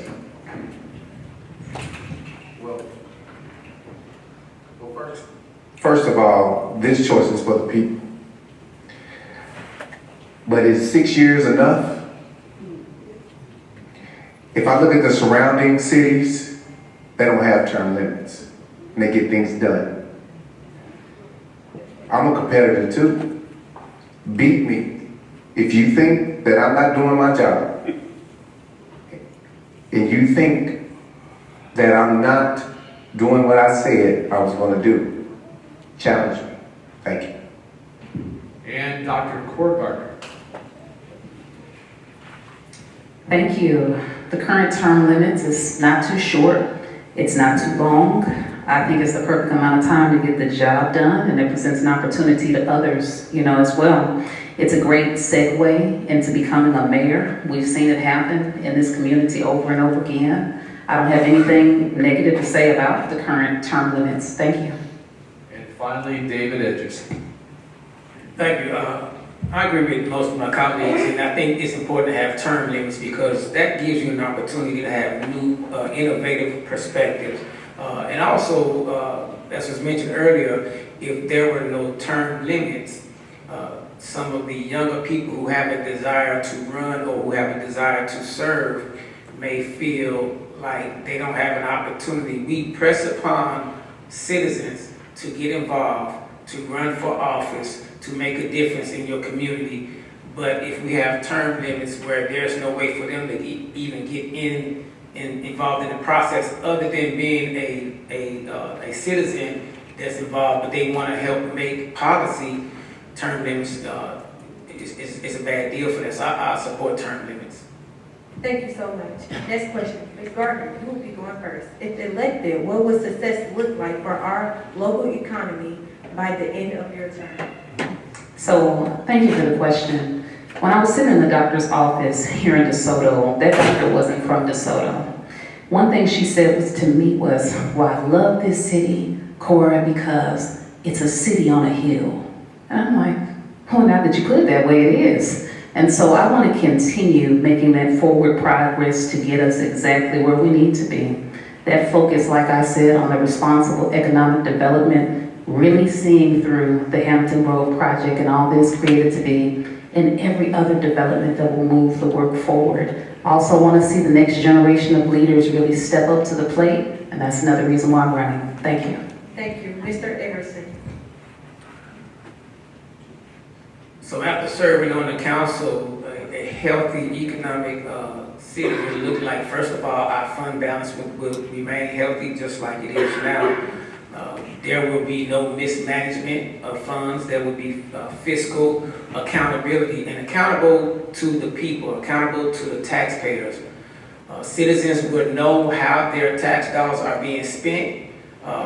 They'll know why certain projects are being proposed and discussed.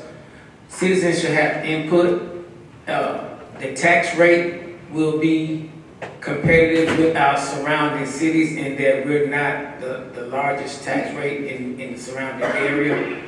Those are some of the things that I would hope after serving, we start to look like economically. Thank you. Ms. Parker.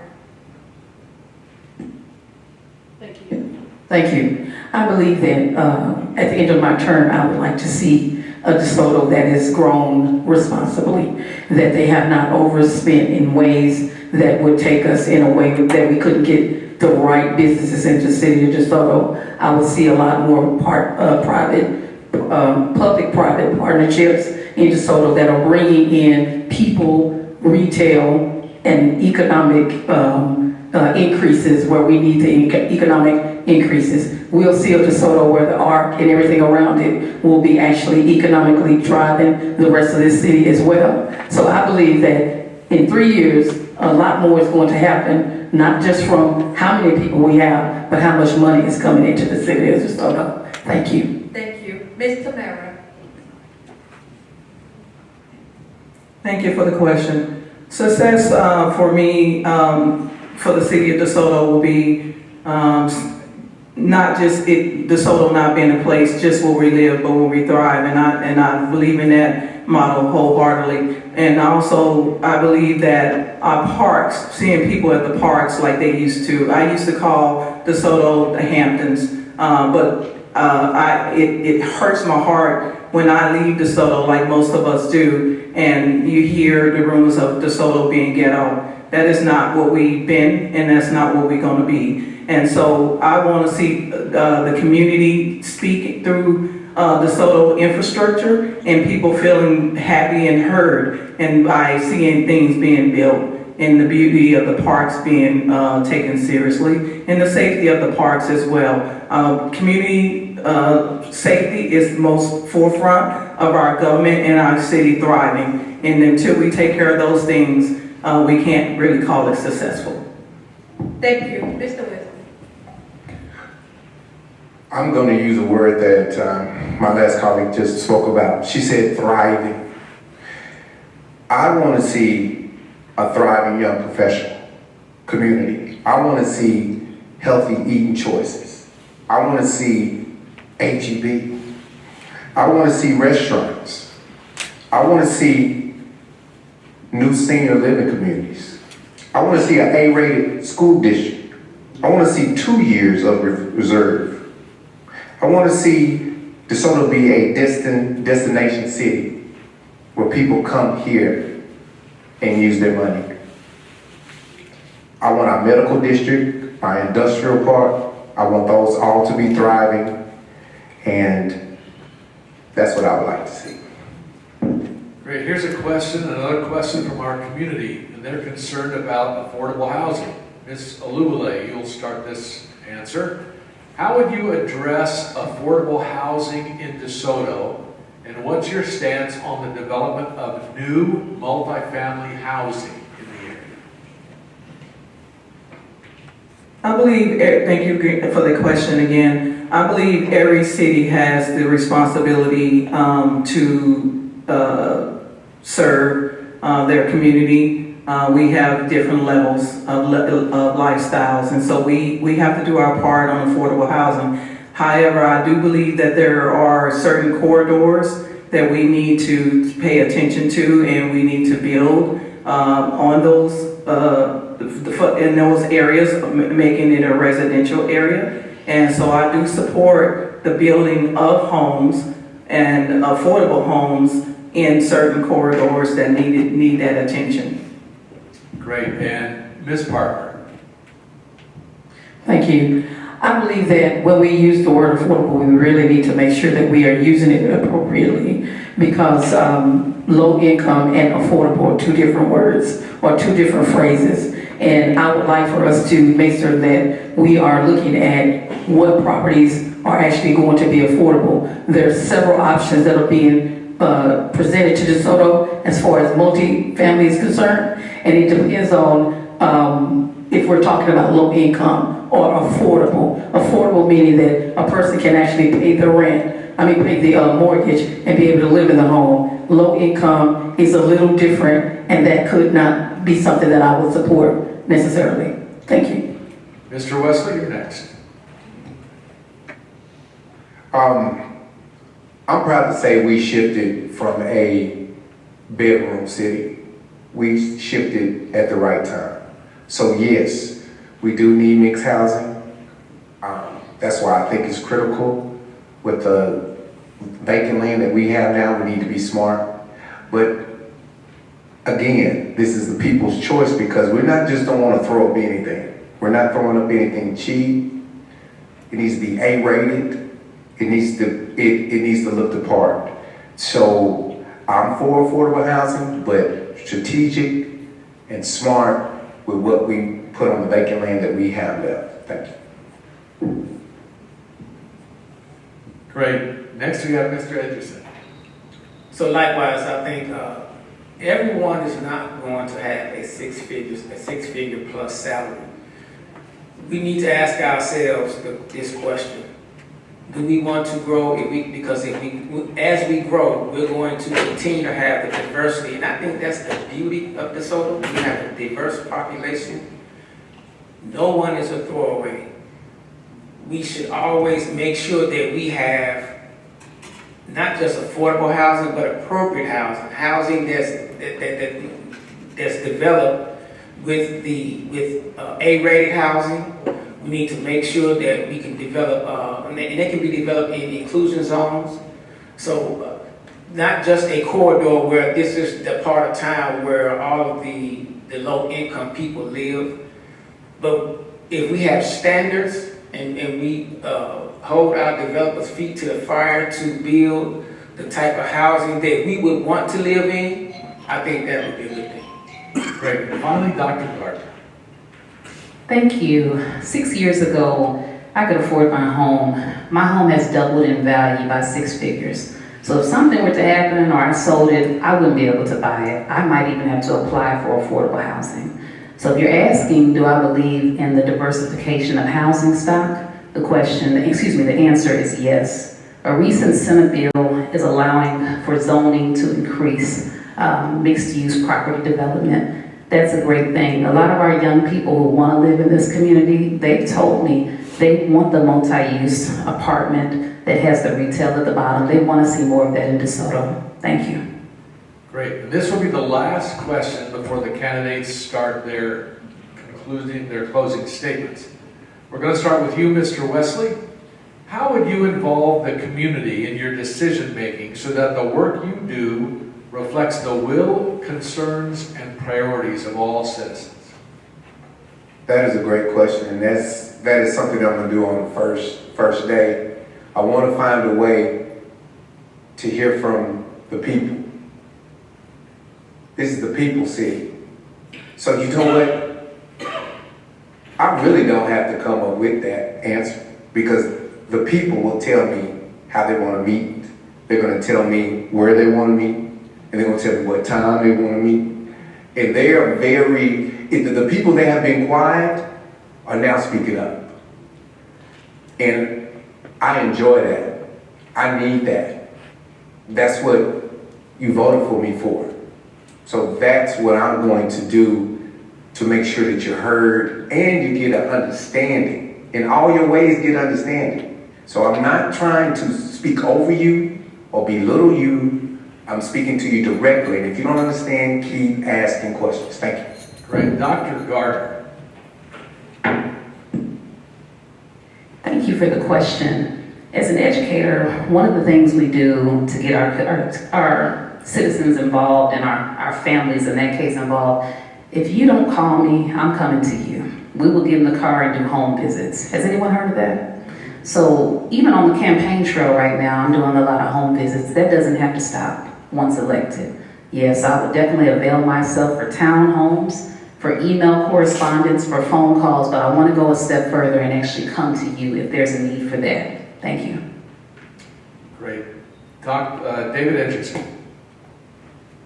So, if I'm fortunate enough to make it onto the council, I would have a 90-day plan. And within those 90 days, I would go on a listening tour of the city, a listening tour, listening to the residents, listening to the business owners, listening to those in the faith community, talking to members in the school district to find out what say you, taking those issues back to the dais and to my colleagues on the council and addressing those issues.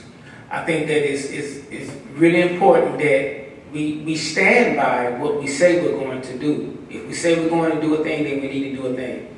So that's the thing that I would do, is within the first 90 days go on a listening tour, and then have of course quarterly, no less than quarterly town hall meetings, but more if it's required. So those will be some of the first initial things that I would. And Tamarian Olubale.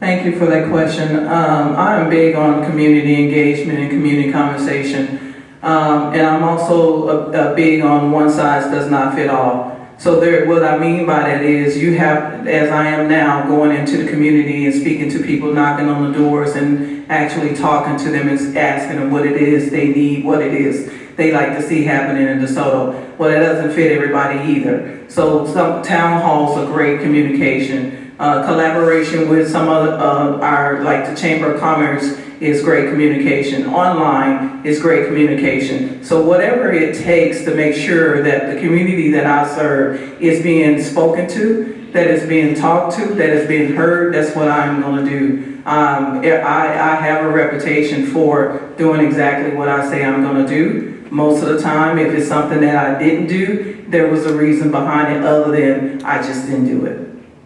And finally, Brett Parker. Thank you.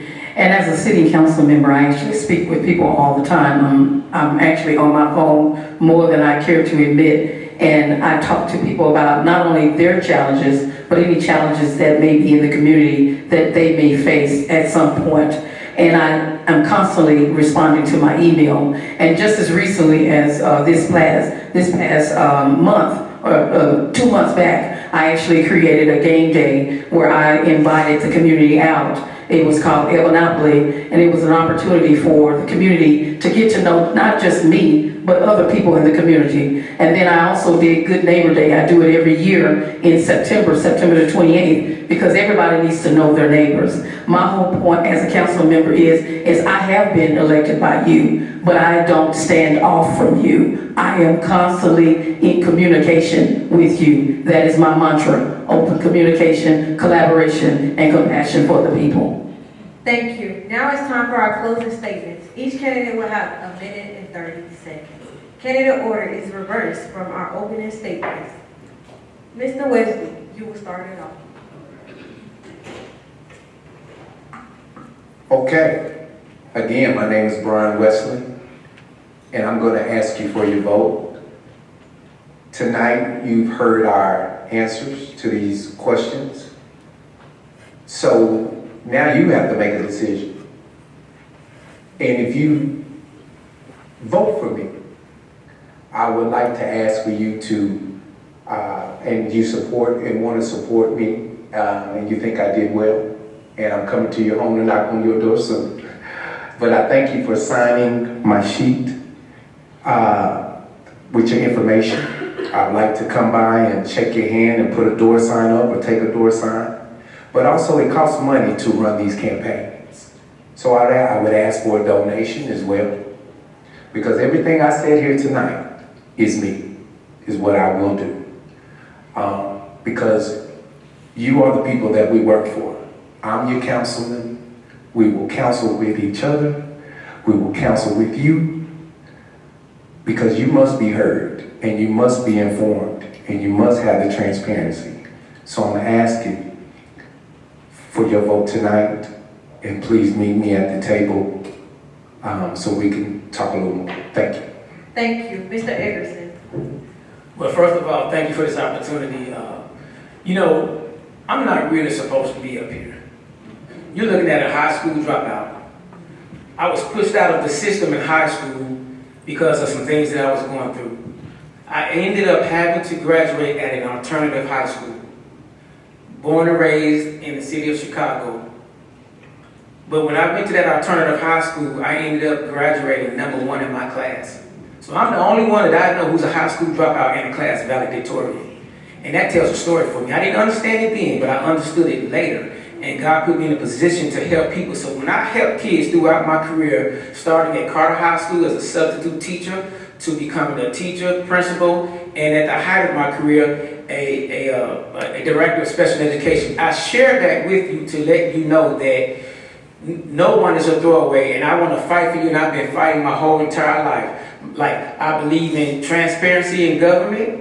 I believe that we are to be citizen, a voice for the citizen. I believe that we need to have fiscal responsibility. And I'm asking you to learn more about me. Go to my website, dawood4desotocitycouncil.com. It's the number 4. My email is dawood4desoto@gmail.com. And if you want my phone number, 469-377-0813. I have no secrets to hide. I'm an humble man. I'm a simple man. I'm not flashy. I want to make sure that some of the quiet voices get heard, because we hear the loud voices. Let's hear from some of the quiet people. Thank you. Thank you. Mrs. Parker. Thank you for this opportunity to speak before you all. As I said before, I am a mother, and 3 years ago when I took the seat, I lost my mother 15 days later. And the fact that I kept moving forward and I keep being the voice of the community told me that I had the strength to do it then, and I'll continue to do that. My whole goal is to make sure that DeSoto grows responsibly, filled with and guided by transparency, making sure that we enhance the lives of all members of the community. I stand by that, and I will continue to do that forward. My website is pparker4place2.com. pparker4place2.com. I need your vote, because I believe that as a community, we can grow a stronger, safer, unified community of DeSoto. Thank you so very much. I need your vote. Thank you. Thank you. Ms. Tamara. Thank you again for the question. I want to thank each and every one of you guys for being here tonight to look at us and examine us. Like I mentioned before, DeSoto is a home rule. That means a lot. If the state trusts me and the county trusts me, the community trusts me, I'm asking for you to trust me. I care about people's lives. I make methodical decisions that protects their rights, that shows that I care, and they trust that decision. I do this every day, all day, and I am a leader currently. I service 8 cities. I used to be over precinct 1, which is a little bit larger territory, but I worked my way up from the bottom. I was a training officer, moved from training officer to sergeant to senior sergeant and now lieutenant. They trust me because of my leadership and because I do care for the community, and that shows in my work. Thank you. Last but not least, Ms. Gardner. Thank you. I've had the privilege of sitting in most seats in this room tonight.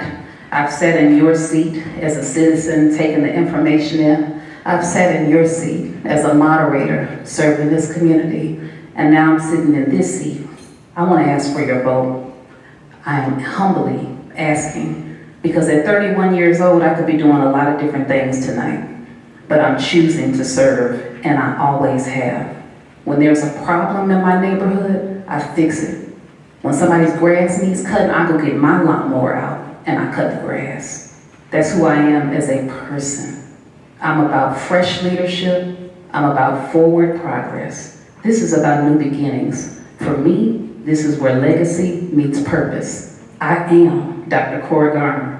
I'm asking for your vote. Place 2, I'm number 2 on the ballot. It's a 2 for 2. Thank you. That's great. Well, this ends our City Council forum this evening.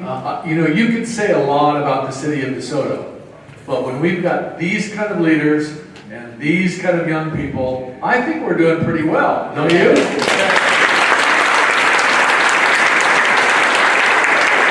And I want to thank you for being here. It means a lot that you're here and that you're concerned. It means that you're involved. This will be online for your neighbors to watch as well if they're interested. So please point them to the website and to, I believe, Dr. McCown will have it on our YouTube channel. And with that, I want to turn it back over to our president, Dorothy Pierce.